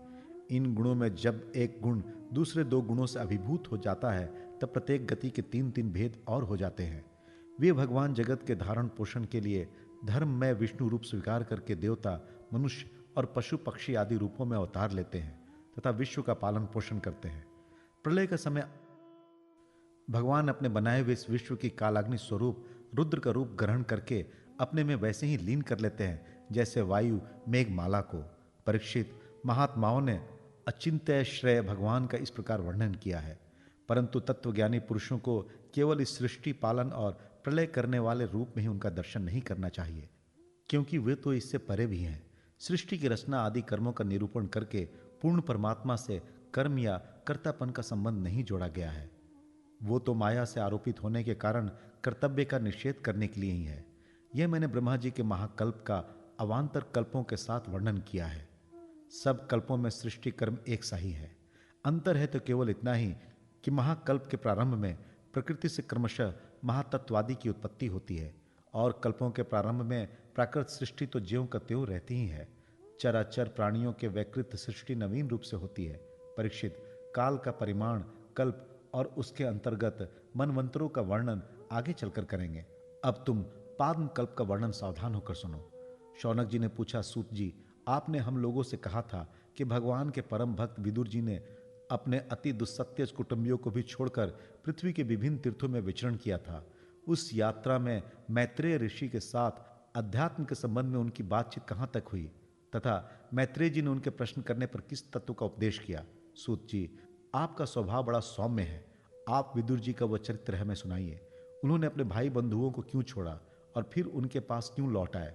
सूत जी ने कहा, शौनकादि ऋषियों, राजा परीक्षित ने भी यही बात पूछी थी। उनके प्रश्नों के उत्तर में श्री सुखदेव जी महाराज ने जो कुछ भी कहा था वही मैं आप लोगों से कहता हूं। सावधान होकर सुनिए। इति द्वितीय स्कंद समाप्त।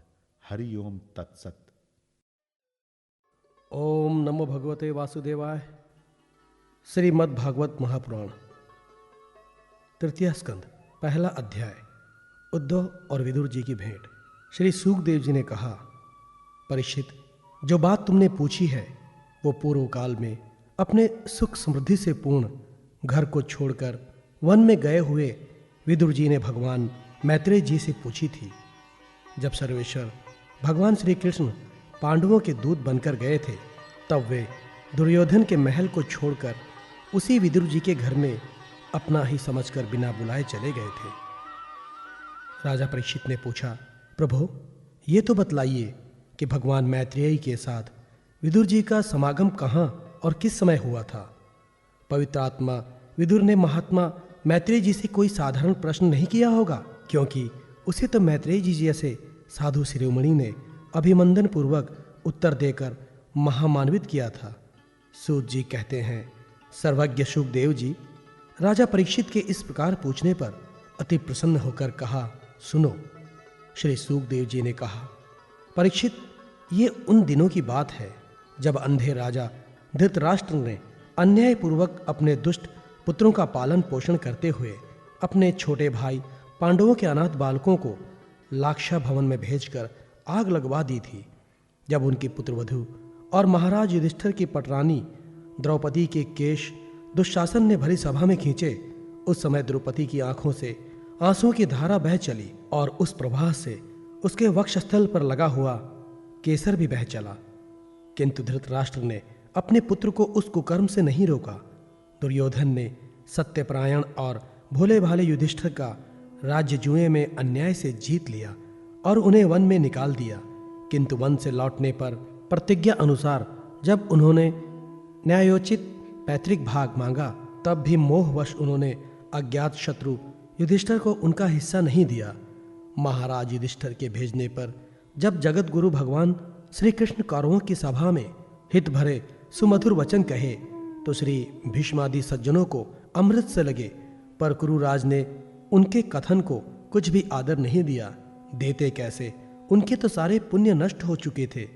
फिर जब सलाह के लिए विदुर जी को बुलाया गया, तब मंत्रियों में श्रेष्ठ विदुर जी ने राजभवन में जाकर बड़े भाई धृतराष्ट्र के पूछने पर उन्हें वो सम्मति दी जिसे नीति शास्त्र के जानने वाले पुरुष विदुर नीति कहते हैं। उन्होंने कहा, महाराज, आप अज्ञात शत्रु महात्मा युधिष्ठिर को उनका हिस्सा दे दीजिए। वे अपने ना सहने योग्य अपराध को भी सह रहे हैं। भीम रूप काले नाग से तो आप भी बहुत डरते हैं। देखिए, वो अपने छोटे भाइयों सहित बदला लेने के लिए बड़े क्रोध से फुफकारे मार रहा है। आपको पता नहीं, भगवान श्री कृष्ण ने पांडवों को अपना लिया है। वे यदुवीरों के आराध्य देव इस समय अपनी राजधानी द्वारिकापुरी में विराजमान हैं। उन्होंने पृथ्वी के सभी बड़े बड़े राजाओं को अपने अधीन कर लिया है तथा ब्राह्मण और देवता भी उनके पक्ष में हैं, जिसे आप पुत्र मानकर पाल रहे हैं तथा जिसकी हाँ में हाँ मिलाते जा रहे हैं। उस दुर्योधन के रूप में तो मूर्तिमान दोष ही आपके घर में घुस बैठा है। यह तो साक्षात भगवान श्री कृष्ण से द्वेष करने वाला है। इसी के कारण आप भगवान श्री कृष्ण से विमुख होकर श्रीहीन हो रहे हैं। अतएव यदि आप अपने कुल की कुशलता चाहते हैं तो इस दुष्ट को तुरंत ही त्याग दीजिए। विदुर जी का ऐसा सुंदर स्वभाव था कि साधुजन भी उसे प्राप्त करने की इच्छा करते थे।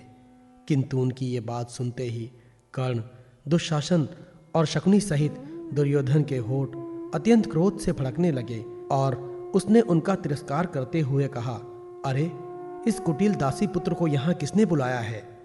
ये जिनके टुकड़े खा खा कर जीता है, उन्हीं के प्रतिकूल होकर शत्रु का काम बनाना चाहता है। इसके प्राण तो मत लो, परंतु इसे हमारे नगर से दूर बाहर निकाल दो। भाई के सामने ही कानों में बाण के समान लगने वाले इन अत्यंत कठोर वचनों से मर्महत होकर भी विदुर जी ने कुछ बुरा न माना और भगवान की माया को प्रबल समझकर अपना धनुष राजद्वार पर रख वे हस्तिनापुर से चल दिए। कौरवों को विदुर जैसा महात्मा बड़े पुण्य से प्राप्त हुए थे। वे हस्तिनापुर से चलकर पुण्य करने की इच्छा से भूमंडल में तीर्थपाद भगवान के क्षेत्र में विचरने लगे, जहाँ श्री हरि, ब्रह्मा, रुद्र, अनंत आदि अनेकों मूर्तियों के रूप में विराजमान हैं। जहाँ जहाँ भगवान की प्रतिमाओं से सुशोभित तीर्थ स्थान, नगर, पवित्र वन, पर्वत, निकुंज और निर्मल जल से भरे हुए नदी, सरोवर आदि थे, उन सभी स्थानों में अकेले ही विचरते रहे। वे अवधूत वेश में स्वच्छंदता पूर्वक पृथ्वी पर विचरते रहे, जिससे आत्मजन उन्हें पहचान न सके। वे शरीर को सजाते न थे, पवित्र और साधारण भोजन करते थे, शुद्ध वृत्ति से जीवन निर्वाह करते थे। प्रत्येक तीर्थ में स्नान करते, जमीन पर सोते और भगवान को प्रसन्न करने वाले व्रतों का पालन करते थे। इस प्रकार भारतवर्ष में ही विचरते विचरते जब तक वे प्रभास क्षेत्र में पहुंचे, तब तक भगवान श्री कृष्ण की सहायता से महाराज युधिष्ठिर पृथ्वी का एक छत्र अखंड राज्य करने लगे थे। वहां उन्होंने अपने कौरव बंधुओं के विनाश का समाचार सुना, जो आपस की कलह के कारण परस्पर लड़ भिड़कर उसी प्रकार नष्ट हो गए थे, जैसे अपनी ही रगड़ से उत्पन्न हुई आग से बांसों का सारा जंगल जलकर राख हो जाता है। ये सुनकर वे शोक करते हुए चुपचाप सरस्वती के तीर पर आए। वहां उन्होंने त्रित, उष्णा, मनु, पथु, अग्नि, असित, वायु, सुदास, गौ, गुह और श्रद्धदेव के नामों से प्रसिद्ध 11 तीर्थों का सेवन किया। इनके सिवा पृथ्वी में ब्राह्मण और देवताओं के स्थापित किए हुए जो भगवान विष्णु के और भी अनेकों मंदिर थे, जिनके शिखरों पर भगवान के प्रधान आयुध चक्र के चिन्ह थे और जिनके दर्शन मात्र से श्री कृष्ण स्मरण हो आता था, उनका भी सेवन किया। वहां से चलकर वे धन धान्यपूर्ण सौराष्ट्र, सौवीर, मत्स्य और कुरुंजंगल आदि देशों में होते हुए जब कुछ दिनों में यमुना तट पर पहुंचे, तब वहां उन्होंने परम भागवत उद्धव जी का दर्शन किया। वे भगवान श्री कृष्ण के प्रख्यात सेवक और अत्यंत शांत स्वभाव के थे। वे पहले बृहस्पति जी के शिष्य रह चुके थे। विदुर जी ने उन्हें देखकर प्रेम से गाढ़ आलिंगन किया और उनसे अपने आराध्य भगवान श्री कृष्ण और उनके आश्रित अपने स्वजनों का कुशल समाचार पूछा। विदुर जी कहने लगे, उद्धव जी, पुराण पुरुष बलराम जी और श्री कृष्ण ने अपने ही नाभि कमल से उत्पन्न हुए ब्रह्मा जी की प्रार्थना से इस जगत में अवतार लिया है। वे पृथ्वी का भार उतारकर सबको आनंद देते हुए अब श्री वासुदेव जी के घर कुशल से रह रहे हैं ना। प्रियवर, हम कुरुवंशियों के परम सुहृद और पूज्य वासुदेव जी, जो अपने पिता के समान उदारता पूर्वक अपनी कुंती आदि बहनों को उनके स्वामियों का संतोष करते हुए उनकी सभी मनचाही वस्तुएं देते आए हैं, आनंद पूर्वक है ना। प्यारे उद्धव जी, यादवों के सेनापति वीरवर प्रद्युम्न जी प्रसन्न तो है ना, जो पूर्व जन्म में कामदेव थे तथा जिन्हें देवी रुक्मणी जी ने ब्राह्मणों की आराधना करके भगवान से प्राप्त किया था। सातवत, वृष्णी, भोज और दशहरवंशी यादवों के अधिपति महाराजा उग्रसेन तो सुख से है ना, जिन्होंने राज्य पाने की आशा का सर्वथा परित्याग कर दिया था, किंतु कमल नयन भगवान श्री कृष्ण ने जिन्हें फिर से सिंहासन पर बैठाया। सौम्य, अपने पिता श्री कृष्ण के समान समस्त रथियों में से अग्रगण श्री कृष्ण तन्य सांब कुशल तो हैं। ये पहले पार्वती जी के द्वारा गर्भ में धारण किए हुए स्वामी कार्तिक हैं। अनेकों व्रत करके जम्बावती ने जिन्हें जन्म दिया था, जिन्होंने अर्जुन से रहस्ययुक्त धनुर्विद्या की शिक्षा प्राप्त की है, वे सत्यकी तो कुशल पूर्वक हैं। वे भगवान श्री कृष्ण की सेवा से अनायास ही भगवजनों की उस महान स्थिति पर पहुंच गए हैं, जो बड़े बड़े योगियों को भी दुर्लभ है। भगवान के शरणागत निर्मल भक्त बुद्धिमान अक्रूर जी भी प्रसन्न है ना, जो श्री कृष्ण के चरण चिन्हों से अंकित वज्र के मार्ग की रज में प्रेम से अधीर होकर लौटने लगे थे। भोजवंशी देवकी पुत्री देवकी जी अच्छी तरह है ना। वे देव माता अदिति के समान ही साक्षात विष्णु भगवान की माता है। जैसे वे त्रयी यज्ञ विस्तार पूर्वक अर्थों को अपने मंत्रों में धारण किए रहती है, उसी प्रकार उन्होंने भगवान श्री कृष्ण को अपने गर्भ में धारण किया था।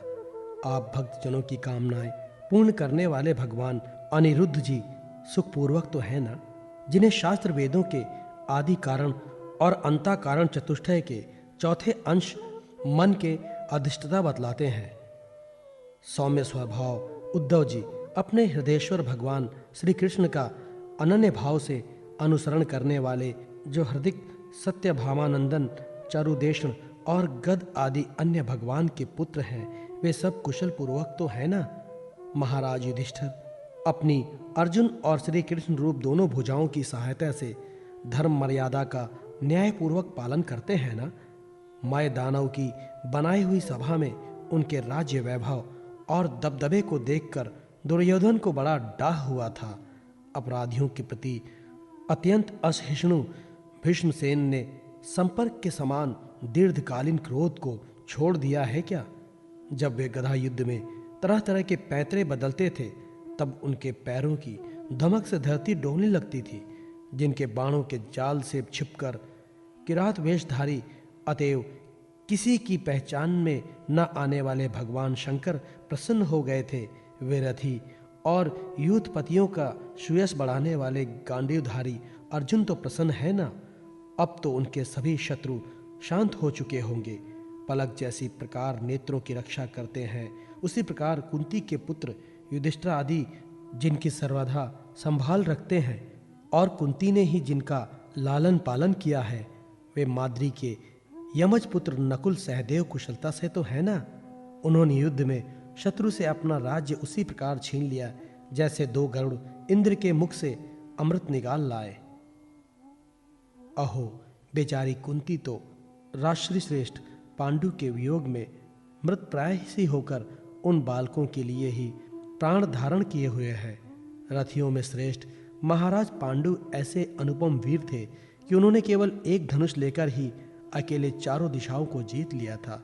सौम्य स्वभाव उद्धव जी, मुझे तो अधःपतन की ओर जाने वाले उन धृतराष्ट्र के लिए बार बार शोक होता है जिन्होंने पांडवों के रूप में अपने प्रलोकवास भाई पांडु से ही द्रोह किया था तथा अपने पुत्रों की हाँ में हाँ मिलाकर उनके हित चिंतक मुझको भी नगर से निकलवा दिया था।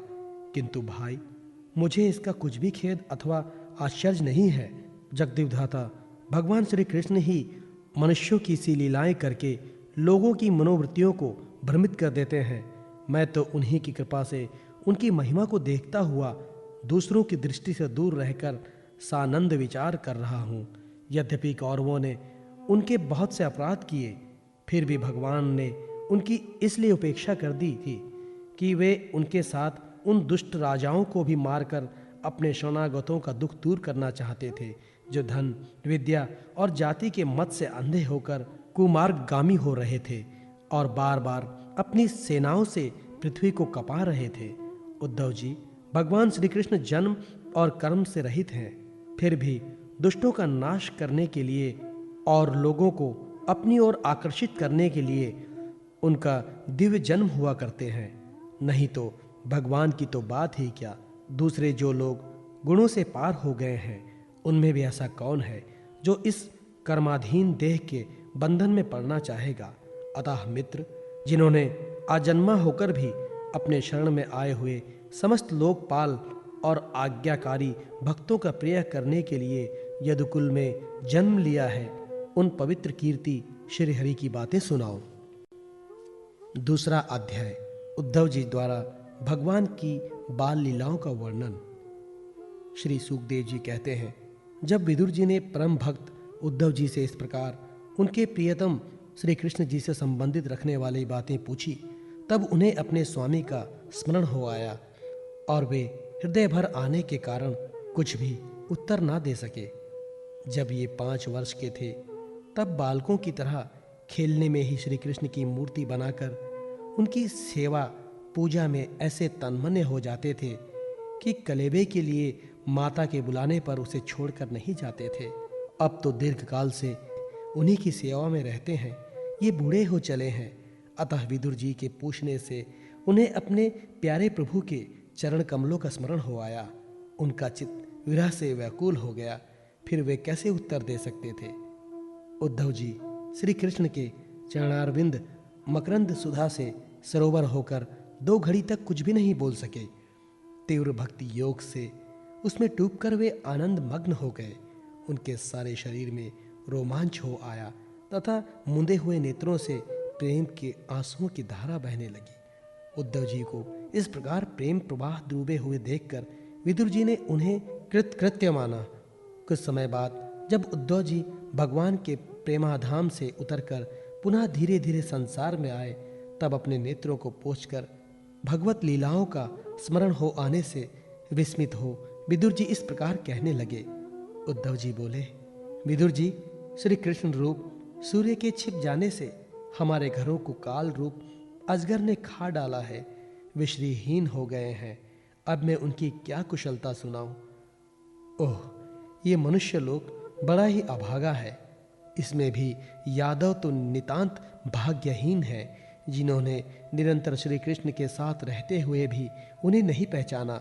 जिस तरह अमृतमय चंद्रमा के समुद्र में रहते समय मछलियां उन्हें नहीं पहचान सकी थी, यादव लोग मन के भाव को ताड़ने वाले बड़े समझदार और भगवान के साथ एक ही स्थान में रहकर क्रीड़ा करने वाले थे, तो अभी उन सब ने समस्त विश्व के आश्रय सर्वांतर अंतर्यामी श्री कृष्ण को एक श्रेष्ठ यादव ही समझा। किंतु भगवान की माया से मोहित इन यादवों और इनसे व्यर्थ का वैर ठानने वाले शिशुपाल आदि की अवहेलना और निंदा सूचक वाक्यों से भगवत प्राण महानुभावों की बुद्धि भ्रम में नहीं पड़ती थी। जिन्होंने कभी तप नहीं किया, उन लोगों को भी इतने दिनों तक दर्शन देकर उनकी दर्शन लालसाओं को तृप्त किए बिना ही वे भगवान श्री कृष्ण अपने त्रिभुवन मोहन श्री विग्रह को छिपाकर अंतर्धान हो गए हैं, और इस प्रकार उन्होंने मानो उनके नेत्रों को ही छीन लिया है। भगवान ने अपनी योग माया का प्रभाव दिखाने के लिए मानव लीलाओं के योग्य जो दिव्य विग्रह प्रकट किया था, वह इतना सुंदर था कि उसे देखकर सारा जगत तो मोहित ही हो जाता था। वे स्वयं भी विस्मित हो जाते थे। सौभाग्य और सुंदरता की पराकाष्ठा भी उसी रूप में थी। उससे आभूषण भी विभूषित हो जाते थे। धर्मराज युधिष्ठिर के राजसूय यज्ञ में जब भगवान के उस नयनाभिराम रूप पर लोगों की दृष्टि पड़ी थी, तब त्रिलोकी ने यही माना था कि मानव सृष्टि की रचना में विधाता की जितनी चतुराई है, सब इसी रूप में पूरी हो गई है। उनके प्रेम पूर्ण हास्य विनोद और लीलामय चितवन से सम्मानित होकर वज्रबालाओं की आंखें उन्हीं की ओर लग जाती थी। उनका चित्त भी ऐसा तल्लीन हो जाता था कि वे घर के काम धंधों को अधूरा ही छोड़कर जड़ पुतलियों की तरह खड़ी रह जाती थी। चराचर जगत और प्रकृति के स्वामी भगवान ने जब अपने शांत रूप महात्माओं को अपने ही घोर रूप असुरों से सताए जाते देखा, तब वे करुणा भाव से द्रवित हो गए और अजन्मा होने पर भी अपने अंश बलराम जी के साथ काष्ठ में अग्नि के समान प्रकट हुए। अजन्मा होकर भी वासुदेव जी के यहाँ जन्म लेने की लीला करना, सबको अभय देने वाले होने पर भी मानो कंस के भय से वज्र में जाकर छिप रहना, और अनंत पराक्रमी होने पर भी काल यमन के सामने मथुरापुरी को छोड़कर भाग जाना, भगवान की ये लीलाएं याद आ आकर मुझे बेचैन कर डालती हैं। उन्होंने जयदेव की वासुदेव की चरण वंदना करके कहा था, पिताजी, माताजी, कंस का बड़ा भय रहने के कारण मुझसे आपकी कोई सेवा न बन सकी। आप मेरे इस अपराध पर ध्यान न देकर मुझ पर प्रसन्न हो। श्री कृष्ण की ये बातें जब याद आती हैं, तब आज भी मेरा मन चित्त अत्यंत व्यथित हो जाता है। जिन्होंने काल रूप अपने भरकुटी विलास से पृथ्वी का सारा भार उतार दिया था, उन श्री कृष्ण के पाद पद्म पराग का सेवन करने वाला ऐसा कौन पुरुष है जो उसे भूल सके। आप लोगों ने राजसूय यज्ञ में प्रत्यक्ष ही देखा था कि श्री कृष्ण द्वेष करने वाले शिशुपाल को वो सिद्धि मिल गई जिसकी बड़े बड़े योगी भली भांति योग साधना करके सप्राह करते रहते हैं। उनका विरह भला कौन सह सकता है। शिशुपाल के ही समान महाभारत युद्ध में जिन दूसरे योद्धाओं ने अपनी आंखों से भगवान श्री कृष्ण के नयनाभिराम मुख कमल का मकरंद पान करते हुए अर्जुन के बाणों से बिंधकर प्राण त्याग दिए, वे पवित्र होकर सब के सब भगवान के पराधाम को प्राप्त हो गए। स्वयं भगवान श्री कृष्ण तीनों लोकों के अधीश्वर हैं। उनके समान भी कोई नहीं है, उनसे बढ़कर तो कौन होगा। वे अपने स्वतः सिद्ध ऐश्वर्य से ही सर्वदा पूर्ण काम है। इंद्रादि असंख्य लोकपालगण नाना प्रकार की भेंटें ला लाकर अपने अपने मुकुटों के अग्रभाग से उनके चरण रखने की चौकी को प्रणाम किया करते हैं। विदुर जी, वे ही भगवान श्री कृष्ण राज सिंहासन पर बैठे हुए उग्रसेन के सामने खड़े होकर निवेदन करते थे, देव हमारी प्रार्थना सुनिए। उनके इस सेवा भाव की याद आते ही हम जैसे सेवकों का चित्त अत्यंत व्यथित हो जाता है। पापिनी पूतना ने अपने स्तनों में हलाहल विष लगाकर श्री कृष्ण को मार डालने की नियत से उन्हें दूध पिलाया था। उसको भी भगवान ने वो परम गति दी थी जो धाय को मिलनी चाहिए। उस भगवान श्री कृष्ण के अतिरिक्त और कौन दयालु है जिसकी शरण ग्रहण करे। मैं असुरों को भी भगवान का भक्त समझता हूँ, क्योंकि वैर भाव जनित क्रोध के कारण उनका चित्त सदा श्री कृष्ण में लगा रहता है और उन्हें रणभूमि में सुदर्शन चक्रधारी भगवान को कंधे पर चढ़ाकर झपटते हुए गरुड़ जी के दर्शन हुआ करते थे। ब्रह्मा जी के प्रार्थना से पृथ्वी का भार उतारकर उसे सुखी करने के लिए कंस के कारागर में वासुदेव देवकी के यहाँ भगवान ने अवतार लिया था। उस समय कंस के डर से पिता वासुदेव जी ने उन्हें नंद बाबा के व्रज में पहुंचा दिया था। वहां वे बलराम जी के साथ 11 वर्ष तक इस प्रकार छिपकर रहे कि उनका प्रभाव वज्र के बाहर किसी पर प्रकट नहीं हुआ। यमुना के उपवन में जिसके हरे भरे वृक्षों पर कलरव करते हुए पक्षियों के झुंड रहते हैं, भगवान श्री कृष्ण ने बछड़ों को चराते हुए ग्वाल बालों की मंडली के साथ विहार किया था। वे व्रजवासियों की दृष्टि आकृष्ट करने के लिए अनेकों बाल लीला उन्हें दिखाते थे। कभी रोने से लगते थे, कभी हंसते और कभी सिंह शावक के समान मुग्ध दृष्टि से देखते थे। फिर कुछ बड़े होने पर वे सफ़ेद बैल और रंग बिरंगी शोभा की मूर्ति गौओं को चराते हुए अपने साथी गोपों को बांसुरी बजा बजा कर रिझाने लगे। इसी समय जब कंस ने उन्हें मारने के लिए बहुत से मायावी और मनमाना रूप धारण करने वाले राक्षस भेजे, तब उनको खेल ही खेल में भगवान ने मार डाला, जैसे बालक खिलौनों को तोड़ फोड़ डालता है। कलिया नाग का दमन करके विष मिला हुआ जल पीने से मरे हुए ग्वाल बालों को गौओं को जीवित कर उन्हें कलिया दह का निर्दोष जल पीने की सुविधा कर दी थी। भगवान श्री कृष्ण ने बड़े हुए धन का सद्व्यय करने की इच्छा से श्रेष्ठ ब्राह्मणों के द्वारा नंद बाबा से गौवर्धन पूजा रूप गौ यज्ञ करवाया था।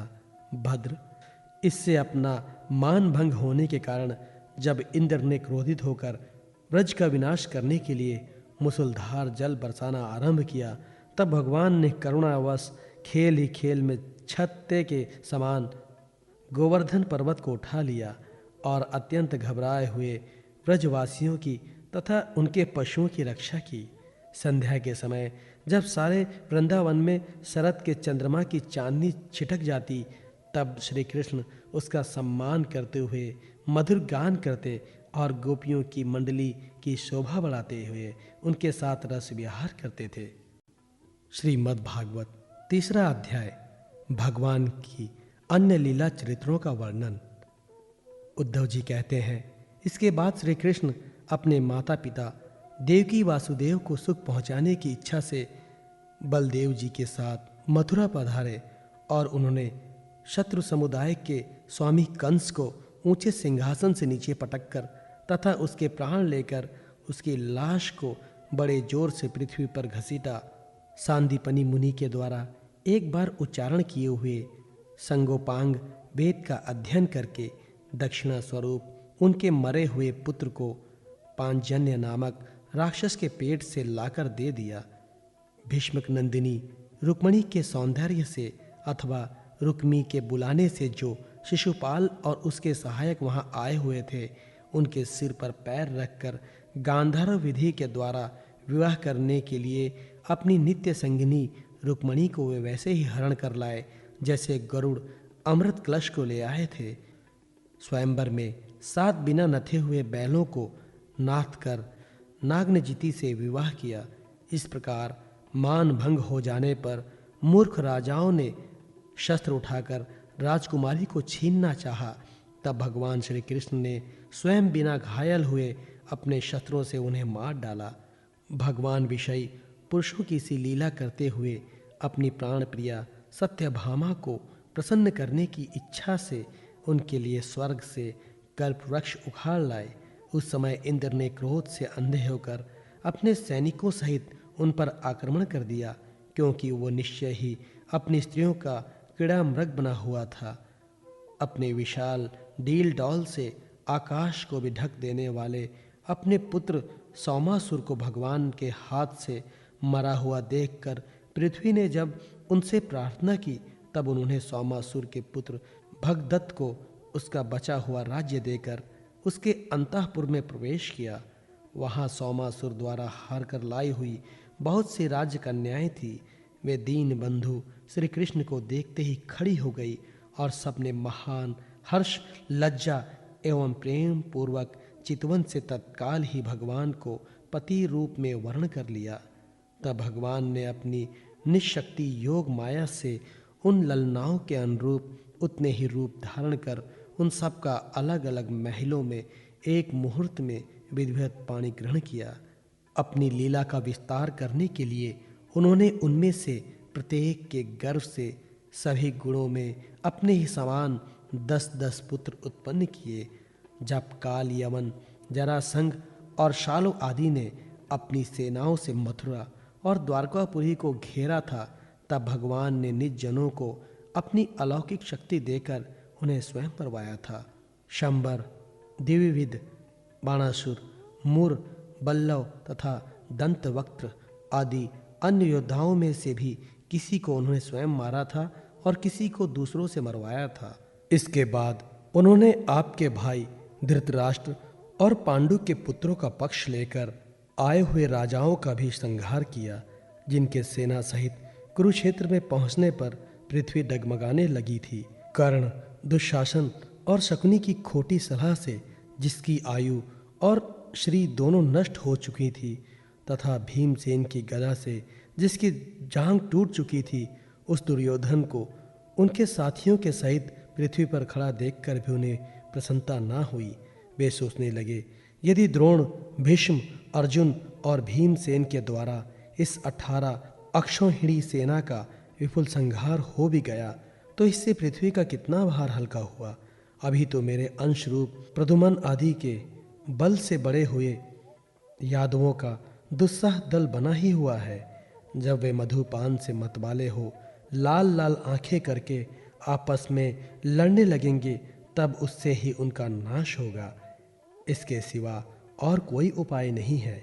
असल में मेरे संकल्प करने पर ये स्वयं ही अंतर्ध्यान हो जाएंगे। यूँ सोचकर भगवान ने युधिष्ठिर को अपनी पैतृक राजगद्दी पर बिठाया और अपने सभी सगे संबंधियों को सत्पुरुषों का मार्ग दिखाकर आनंदित किया। उत्तरा के उदर में जो अभिमन्यु ने पुरुवंश का बीज स्थापित किया था, वो भी अश्वत्थामा के ब्रह्म रूप से नष्ट हो चुका था, किंतु भगवान ने उसे बचा लिया। उन्होंने धर्मराज युधिष्ठिर से 3 अश्वमेघ यज्ञ करवाए और वे श्री कृष्ण के अनुगामी होकर अपने छोटे भाइयों की सहायता से पृथ्वी की रक्षा करते हुए बड़े आनंद से रहने लगे। विश्व आत्मा श्री भगवान भी द्वारिका में रहकर लोक और वेद की मर्यादा का पालन करते हुए सब प्रकार के भोग भोगे, किंतु संख्या योग की स्थापना करने के लिए उनमें अभी आसक्त नहीं हुआ। मधुर मुस्कान, स्नेहमयी चितवन, सुधामयी वाणी, निर्मल चरित्र तथा समस्त शोभा और सुंदरता के निवास अपने श्री विग्रह से लोक परलोक और वैशस्त्या यादवों को आनंदित किया तथा रात्रि में अपनी प्रियाओं के साथ क्षणिक अनुराग युक्त होकर सामयोचित विहार किया तथा इस प्रकार उन्हें भी सुख दिया। इस तरह बहुत वर्षों तक विहार करते करते उन्हें ग्रस्त आश्रम संबंधी भोग सामग्रियों से वैराग्य हो गया। ये भोग सामग्रियाँ ईश्वर के अधीन हैं और जीव भी उन्हीं के अधीन है। जब योगेश्वर भगवान श्री कृष्ण को ही उनसे वैराग्य हो गया, तब भक्ति योग के द्वारा उनका अनुगमन करने वाला भक्त उन पर विश्वास कैसे करेगा। एक बार द्वारिकापुरी में खेलते हुए यदुवंशी और भोजवंशी बालकों ने खेल खेल में कुछ मुनीश्वरों को चिढ़ा दिया। तब यादव कुल का नाश ही भगवान को अभिष्ट है, ये समझकर उन ऋषियों ने बालकों को शाप दे दिया। इससे कुछ ही महीने बाद भाविवश वृष्णि, भोज और अंधकवंशी यादव बड़े हर्ष से रथों पर चढ़कर प्रभास क्षेत्र को गए। वहां स्नान करके उन्होंने उस तीर्थ के जल से पितर, देवता और ऋषियों का तर्पण किया तथा ब्राह्मणों को श्रेष्ठ गौएं दी। उन्होंने सोना, चांदी, शैया, वस्त्र, मृगचर्म, कंबल पालकी, रथ, हाथी, कन्याएं और ऐसी भूमि जिससे जीविका चल सके तथा नाना प्रकार के सरस अन्न भी भगवद अर्पण करके ब्राह्मणों को दिए। इसके पश्चात गौ और ब्राह्मणों के लिए प्राण धारण करने वाले उन वीरों ने पृथ्वी पर सिर टेक कर उन्हें प्रणाम किया। चौथा अध्याय। उद्धव जी से विदा होकर विदुर जी का मैत्रेय ऋषि के पास जाना। उद्धव जी ने कहा, फिर ब्राह्मणों की आज्ञा पाकर यादवों ने भोजन किया और वरुणी मदिरा पी। उससे उनका ज्ञान नष्ट हो गया और वे दुर्वचनों से एक दूसरे के हृदय को चोट पहुंचाने लगे। मदिरा के नशे से उनकी बुद्धि बिगड़ गई और जैसे आपस की रगड़ से बांसों में आग लग जाती है, उसी प्रकार सूर्यास्त होते होते उनमें मार काट होने लगी। भगवान अपनी माया की उस विचित्र गति को देखकर सरस्वती के जल से आचमन करके एक वृक्ष के नीचे बैठ गए। इससे पहले ही शरणागतों का दुख दूर करने वाले भगवान श्री कृष्ण ने अपने कुल का संहार करने की इच्छा होने पर मुझसे कह दिया था कि तुम बद्रिकाश्रम चले जाओ। विदुर जी, इससे यद्यपि मैं उनका आशय समझ गया था, तो भी स्वामी के चरणों का वियोग न सह सकने के कारण मैं उनके पीछे पीछे प्रभास क्षेत्र में पहुंच गया। वहां मैंने देखा कि जो सबके आश्रय हैं किंतु जिनका कोई आश्रय नहीं है, वे प्रियतम प्रभु शोभा धाम श्याम सुंदर सरस्वती के तट पर अकेले ही बैठे हैं। दिव्य विशुद्ध सत्वमय अत्यंत सुंदर श्याम शरीर है, शांति से भरी रत्नारी आंखें हैं। उनकी 4 भुजाएं और रेशमी पीतांबर देखकर मैंने उनको दूर से ही पहचान लिया। वे एक पीपल के छोटे से वृक्ष का सहारा लेकर बाईं जांघ पर दायां चरण कमल रखे बैठे थे। भोजन पान का त्याग कर देने पर भी वे आनंद से प्रफुल्लित हो रहे थे। इसी समय व्यास जी के प्रिय मित्र परम भगवान सिद्ध मैत्रेय जी लोकों में स्वच्छंद विचारते हुए वहां आ पहुँचे। मैत्रेय मुनि भगवान के अनुरागी भक्त हैं। आनंद और भक्ति भाव से उनकी गर्दन झुक रही थी। उनके सामने ही श्री हरि प्रेम एवं मुस्कान युक्त चितवन से मुझे आनंदित करते हुए कहा। श्री भगवान कहने लगे, मैं तुम्हारी आंतरिक अभिलाषा जानता हूँ, इसलिए मैं तुम्हें वो साधन देता हूँ जो दूसरों के लिए अत्यंत दुर्लभ है। उद्धव, तुम पूर्व जन्म में वसु थे। विश्व की रचना करने वाले प्रजापतियों और वसुओं के यज्ञ में मुझे पाने की इच्छा से तुमने मेरी आराधना की थी। साधु स्वभाव उद्धव, संसार में तुम्हारा ये अंतिम जन्म है, क्योंकि इसमें तुमने मेरा अनुग्रह प्राप्त कर लिया है। अब मैं मृत्युलोक को छोड़कर अपने धाम में जाना चाहता हूँ। इस समय यहाँ एकांत में तुमने अपनी अनन्य भक्ति के कारण ही मेरा दर्शन पाया है। ये बड़े सौभाग्य की बात है। पूर्व काल में पद्म कल्प के आरंभ में मैंने अपने नाभि कमल पर बैठे हुए ब्रह्मा को अपनी महिमा के प्रकट करने वाले जिस श्रेष्ठ ज्ञान का उपदेश किया था और जिसे विवेकी लोग भगवत कहते हैं, वही मैं तुम्हें देता हूँ। विदुर जी, मुझ पर तो प्रतिक्षण उन परम पुरुष की कृपा बरसा करती थी। उस समय उनके इस प्रकार आदर पूर्वक कहने से स्नेहवश मुझे रोमांच हो आया। मेरी वाणी गदगद हो गई और नेत्रों से आंसुओं की धारा बहने लगी। उस समय मैंने हाथ जोड़कर उनसे कहा, स्वामिन, आपके चरण कमलों की सेवा करने वाले पुरुषों को इस संसार में अर्थ, धर्म, काम, मोक्ष, इन चारों में से कोई भी पदार्थ दुर्लभ नहीं है। तथापि मुझे उनमें से किसी की इच्छा नहीं है। मैं तो केवल आपकी चरण कमलों की सेवा के लिए ही लालायत रहता हूँ। प्रभु, आप निष्प्रह होकर भी कर्म करते हैं, अजन्मा होकर भी जन्म लेते हैं, काल रूप होकर भी शत्रु के डर से भागते हैं और द्वारका के किले में जाकर छिप रहते हैं तथा स्वात्मा राम होकर भी 16,000 स्त्रियों के साथ रमण करते हैं। इन विचित्र चरित्रों को देखकर विद्वानों की बुद्धि भी चक्कर में पड़ जाती है। देव, आपका स्वरूप ज्ञान सर्वथा आबाद और अखंड है, फिर भी आप सलाह लेने के लिए मुझे बुलाकर जो भोले मनुष्यों की तरह बड़ी सावधानी से मेरी सम्मति पूछा करते हैं, प्रभु, आपकी वो लीला मेरे मन को मोहित सा कर देती है। स्वामिन, आपने स्वरूप का गढ़ रहस्य प्रकट करने वाला जो श्रेष्ठ एवं समग्र ज्ञान आपने ब्रह्मा जी को बतलाया था, वह यदि मेरे समझने योग्य है तो मुझे भी सुनाइए, जिससे मैं भी इस संसार दुख को सुगमता से पार कर जाऊं। जब मैंने इस प्रकार अपने हृदय का भाव निवेदित किया, तब परम पुरुष कमल नयन भगवान श्री कृष्ण ने मुझे अपने स्वरूप की परम स्थिति का उद्देश्य दिया। इस प्रकार पूज्यपाद गुरु श्री कृष्ण से आत्म तत्व की उपलब्धि का साधन सुनकर तथा उन प्रभु के चरणों की वंदना और परिक्रमा करके मैं यहाँ आया हूँ। इस समय उनके विरह से मेरा चित्त अत्यंत व्याकुल हो रहा है। विदुर जी, पहले तो उनके दर्शन पाकर मुझे आनंद हुआ था, किंतु अब तो मेरे हृदय को उनकी विरह व्यथा अत्यंत पीड़ित कर रही है। अब मैं उनके प्रिय क्षेत्र बद्री आश्रम को जा रहा हूँ। वहाँ भगवान श्री नारायण और नर, ये दोनों ऋषि लोगों पर अनुग्रह करने के लिए दीर्घकालीन सौम्य, दूसरों को सुख पहुँचाने वाली एवं कठिन तपस्या कर रहे हैं। श्री शुकदेव जी कहते हैं, इस प्रकार उद्धव जी के मुख से अपने प्रिय बंधुओं के विनाश का असह समाचार सुनकर परम ज्ञानी विदुर जी को जो शोक उत्पन्न हुआ, उसे उन्होंने ज्ञान द्वारा शांत कर दिया। जब भगवान श्री कृष्ण के परिकरों में प्रधान महाभागवत उद्धव जी बद्रिका आश्रम की ओर जाने लगे, तब कुरुश्रेष्ठ विदुर जी ने श्रद्धापूर्वक उनसे पूछा।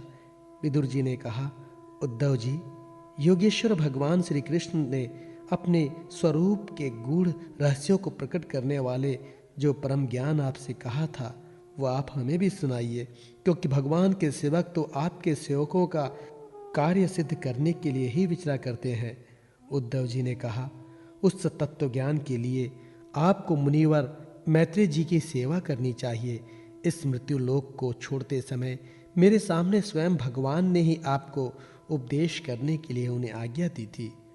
श्री शुकदेव जी कहने लगे, इस प्रकार विदुर जी के साथ विश्वमूर्ति भगवान श्री कृष्ण के गुणों की चर्चा होने से उस कथामृत के द्वारा उद्धव जी का वियोग जनित महान ताप शांत हो गया। यमुना जी के तीर पर उनकी वो रात्रि एक क्षण के समान बीत गई। फिर प्रातःकाल होते ही वे वहां से चल दिए। राजा परीक्षित ने पूछा, भगवान, वृष्णिकुल और भोजवंश के सभी रथी और यूथपतियों के भी यूथपति नष्ट हो गए थे, यहाँ तक कि त्रिलोकीनाथ श्री हरि को भी अपना वो रूप छोड़ना पड़ा था। फिर सबके मुखिया उद्धव जी ही कैसे बचे रहे? श्री शुकदेव जी ने कहा, जिनकी इच्छा कभी व्यर्थ नहीं होती, उन श्री हरि ने ब्राह्मणों के श्राप रूप काल के बहाने अपने कुल का संहार कर अपने श्री विग्रह को त्यागते समय विचार किया। अब इस लोक से मेरे चले जाने पर स्वयं श्रोमणी उद्धव ही मेरे ज्ञान को ग्रहण करने के सच्चे अधिकारी हैं।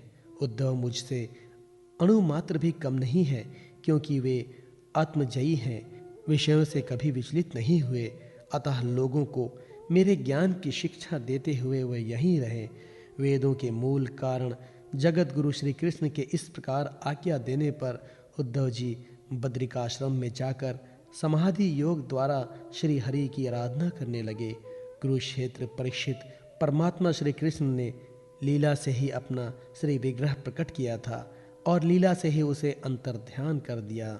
उनका वो अंतर्धान होना भी धीर पुरुषों का उत्साह बढ़ाने वाला तथा दूसरे पशु तुल्य अधीर पुरुषों के लिए अत्यंत दुष्कर था। परम भगवान उद्धव जी के मुख से उनके प्रशंसनीय कर्म और इस प्रकार अंतर्धान होने का समाचार पाकर तथा ये जानकर कि भगवान ने परम धाम जाते समय मुझे भी स्मरण किया था, विदुर जी उद्धव जी के चले जाने पर प्रेम से विह्वल होकर रोने लगे। उसके पश्चात सिद्ध शिरोमणि विदुर जी यमुना तट से चलकर कुछ दिनों में गंगा जी के किनारे जा पहुँचे, जहाँ श्री मैत्रेय जी रहते थे। 5वां अध्याय विदुर जी का प्रश्न और मैत्रेय जी का सृष्टि क्रम वर्णन। श्री शुकदेव जी कहते हैं, परम ज्ञानी मैत्रेय मुनि हरिद्वार क्षेत्र में विराजमान थे। भगवत भक्ति से शुद्ध हुए हृदय वाले विदुर जी उनके पास जा पहुँचे और उनके साधु स्वभाव से अप्यायित होकर उन्होंने पूछा। विदुर जी ने कहा, भगवान, संसार में सब लोग सुख के लिए कर्म करते हैं, परंतु उनसे ना तो उन्हें सुख ही मिलता है और ना ही उनका दुख ही दूर होता है, बल्कि उससे भी उनके दुख की वृद्धि होती है। अतः इस विषय में क्या करना उचित है, यह आप मुझे कृपा करके बतलाइए। जो लोग दुर्भाग्यवश भगवान श्री कृष्ण से विमुख, अधर्मपरायण और अत्यंत दुखी हैं, उन पर कृपा करने के लिए ही आप जैसे भाग्यशाली भगवत भक्त संसार में विचरा करते हैं। साधु शिरोमणि, आप मुझे उस शांतिप्रद साधन का उपदेश दीजिए जिसके अनुसार आराधना करने से अपने भक्तों के भक्तिपूत हृदय में आकर विराजमान हो जाते हैं और अपने स्वरूप का अप्रोक्ष अनुभव कराने वाला सनातन ज्ञान प्रदान करते हैं। त्रिलोकी के नियंता और परम स्वतंत्र श्री हरि अवतार लेकर जो लीलाएं करते हैं, जिस प्रकार अकर्ता होकर भी उन्होंने कल्प के आरंभ में इस सृष्टि की रचना की, जिस प्रकार इसे स्थापित कर वे जगत के जीवों की जीविका का विधान करते हैं, फिर जिस प्रकार उसे अपने हृदय काश में लीन कर वृत्ति शून्य हो योग माया का आश्रय लेकर शयन करते हैं, और जिस प्रकार वे योगेश्वर प्रभु एक होने पर भी उस ब्रह्मांड में अंतर्यामी रूप से अनुप्रविष्ट होकर अनेक रूपों में प्रकट होते हैं, वो सब रहस्य आप हमें समझाइए। ब्राह्मण, गौ और देवताओं के कल्याण के लिए जो अनेकों अवतार धारण करके लीला से नाना प्रकार के दिव्य कर्म करते हैं, वे भी हमें सुनाइए। यशस्वियों के मुकुटमणि श्री हरि लीलामृत का पान करते करते हमारा मन तृप्त नहीं होता।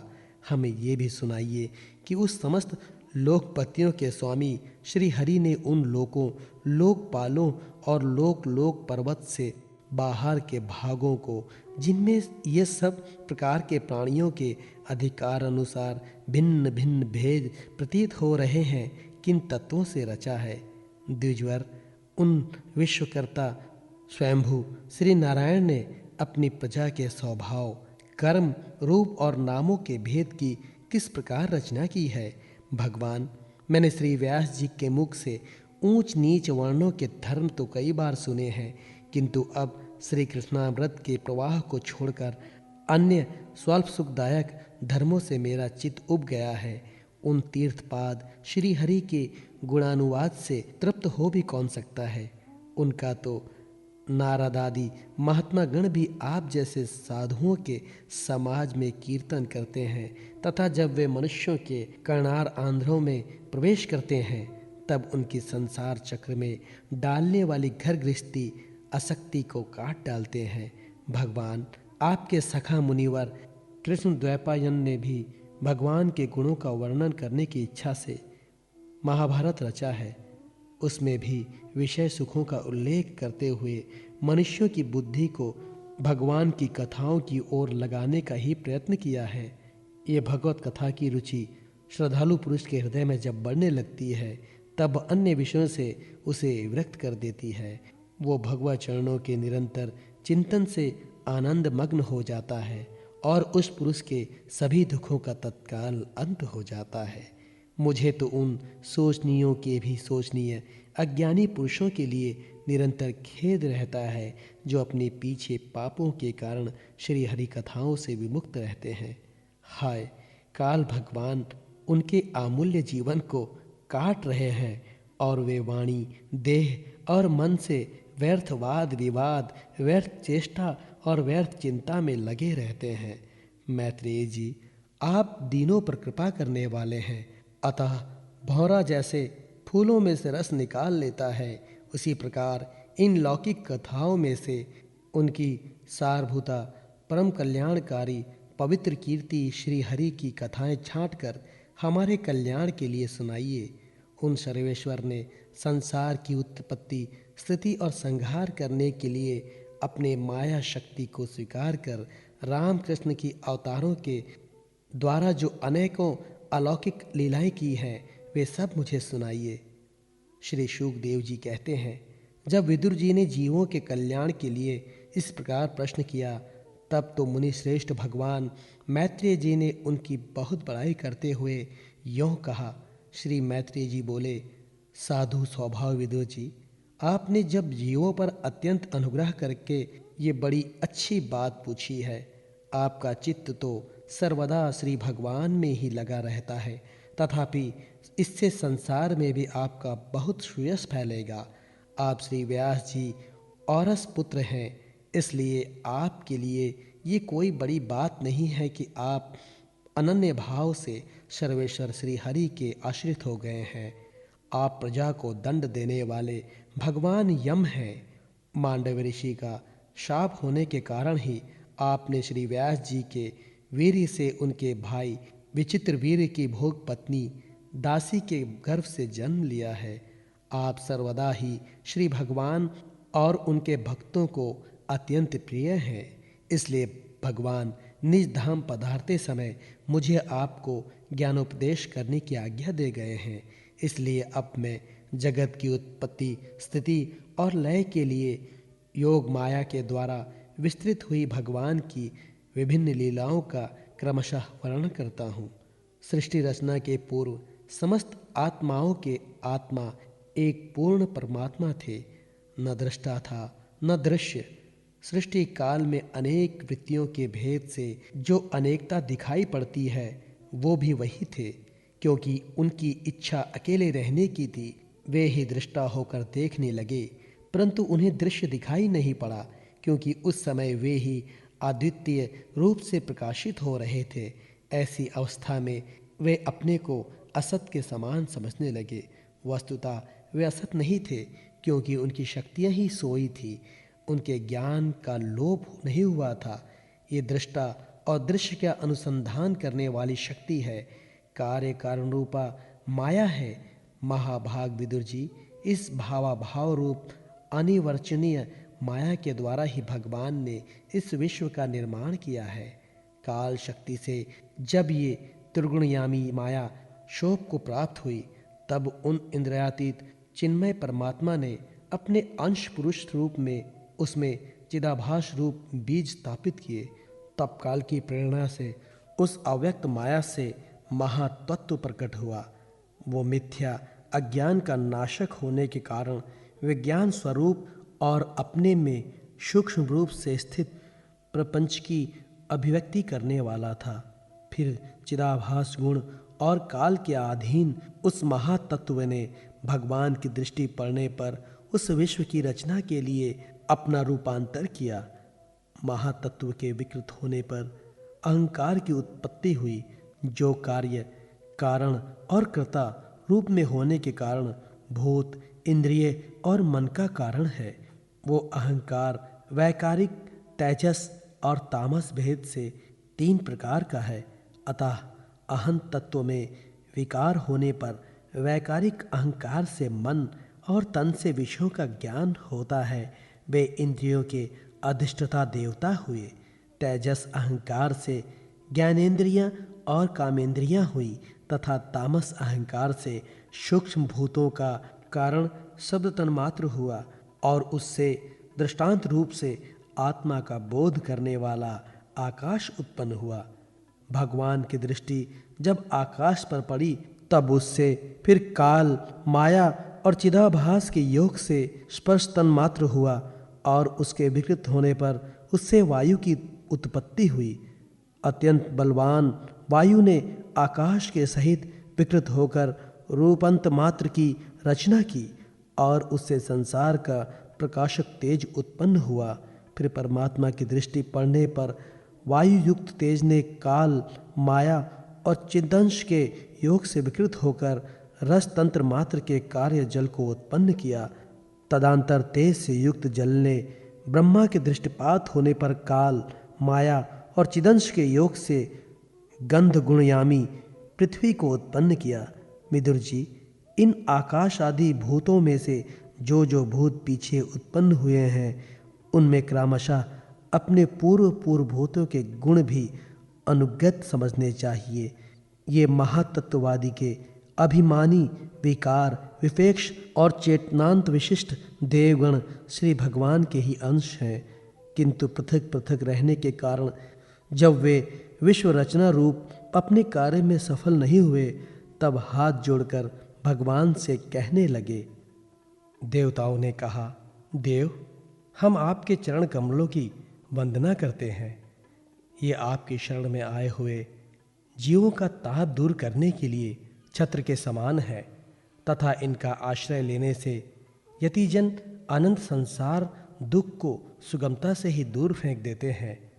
जगतकर्ता जगदीश्वर, इस संसार में ताप त्रय से व्याकुल रहने के कारण जीवों को जरा भी शांति नहीं मिलती। इसलिए भगवान, हम आपके चरणों की ज्ञानमयी छाया का आश्रय लेते हैं।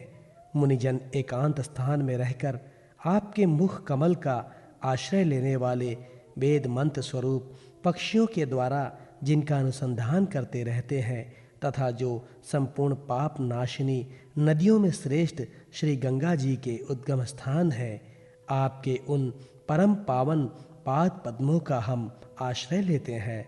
हम आपके चरण कमलों की उस चौकी का आश्रय ग्रहण करते हैं जिसे भक्तजन श्रद्धा और श्रवण कीर्तन आदि रूप भक्ति से परमार्जित अनंताकरण में धारण करके वैराग्य पुष्ट ज्ञान के द्वारा परमधीर हो जाते हैं। ईश, आप संसार की उत्पत्ति, स्थिति और संहार के लिए ही अवतार लेते हैं, अतः हम सब आपके उन चरण कमलों की शरण लेते हैं जो अपना स्मरण करने वाले भक्त जनों को अभय कर देते हैं।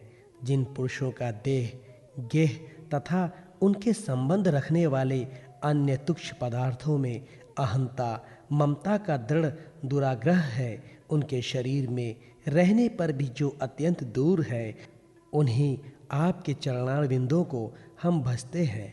परम यशस्वी परमेश्वर, इंद्रियों के विषयभिमुख रहने के कारण जिनका मन सर्वदा बाहर ही भटकता रहता है, वे पामर लोग आपके विलासपूर्ण पाद विन्यास की शोभा के विशेषज्ञ भक्तजनों का दर्शन नहीं कर पाते। इससे वे आपके चरणों से दूर रहते हैं। देव, आपके कथामृत का पान करने से उमड़ी हुई भक्ति के कारण जिनका अंतःकरण निर्मल हो गया है, वे लोग वैराग्य ही जिसका सार है, ऐसा आत्मज्ञान प्राप्त करके अनायास ही आपके वैकुंठ धाम को चले जाते हैं। दूसरे धीर पुरुष चिंता निरोधक रूप समाधि के बल से आपकी बलवती माया को जीतकर आप में ही लीन तो हो जाते हैं, पर उन्हें श्रम बहुत होता है, किंतु आपकी सेवा के मार्ग में कुछ भी कष्ट नहीं है। आदिदेव, आपके सृष्टि रचना की इच्छा से हमें त्रिगुणामय रचा है, इसलिए विभिन्न स्वभाव वाले होने के कारण हम आपसे मिल नहीं पाते और इससे आपकी क्रीड़ा साधन रूप ब्रह्मचंडी रचना करके उसे आपको समर्पित करने में असमर्थ हो रहे हैं। अतः जन रहित भगवान, जिससे हम ब्रह्मांड रचकर आपको सब प्रकार के भोग समय पर समर्पित कर सके और जहाँ स्थित होकर हम भी अपनी यथा योग्य अनुसार अन्न ग्रहण कर सके तथा ये सब जीव भी सब प्रकार की विघ्न बाधाओं से दूर रहकर हम आप दोनों को भोग समर्पित करते हुए अपना अपना अन्न भक्षण कर सके, ऐसा कोई उपाय कीजिए। आप निर्विकार पुराण पुरुष ही अन्य कार्यवर्ग के सहित हम देवताओं के आदि कारण हैं। देव, पहले आप अजन्मा ही ने सत्वादी गुण और जन्मादि कर्मों की करुणा रूपा माया शक्ति में चिदाभास रूप वीर्य स्थापित किया था। परमात्मा देव महातत्ववादी रूप हम देवगण जिस कार्य के लिए उत्पन्न हुए हैं, उसके संबंध में हम क्या करें। देव, हम पर आप ही अनुग्रह करने वाले हैं, इसलिए ब्रह्मांड रचना के लिए आप हमें क्रिया शक्ति के सहित अपनी ज्ञान शक्ति भी प्रदान कीजिए।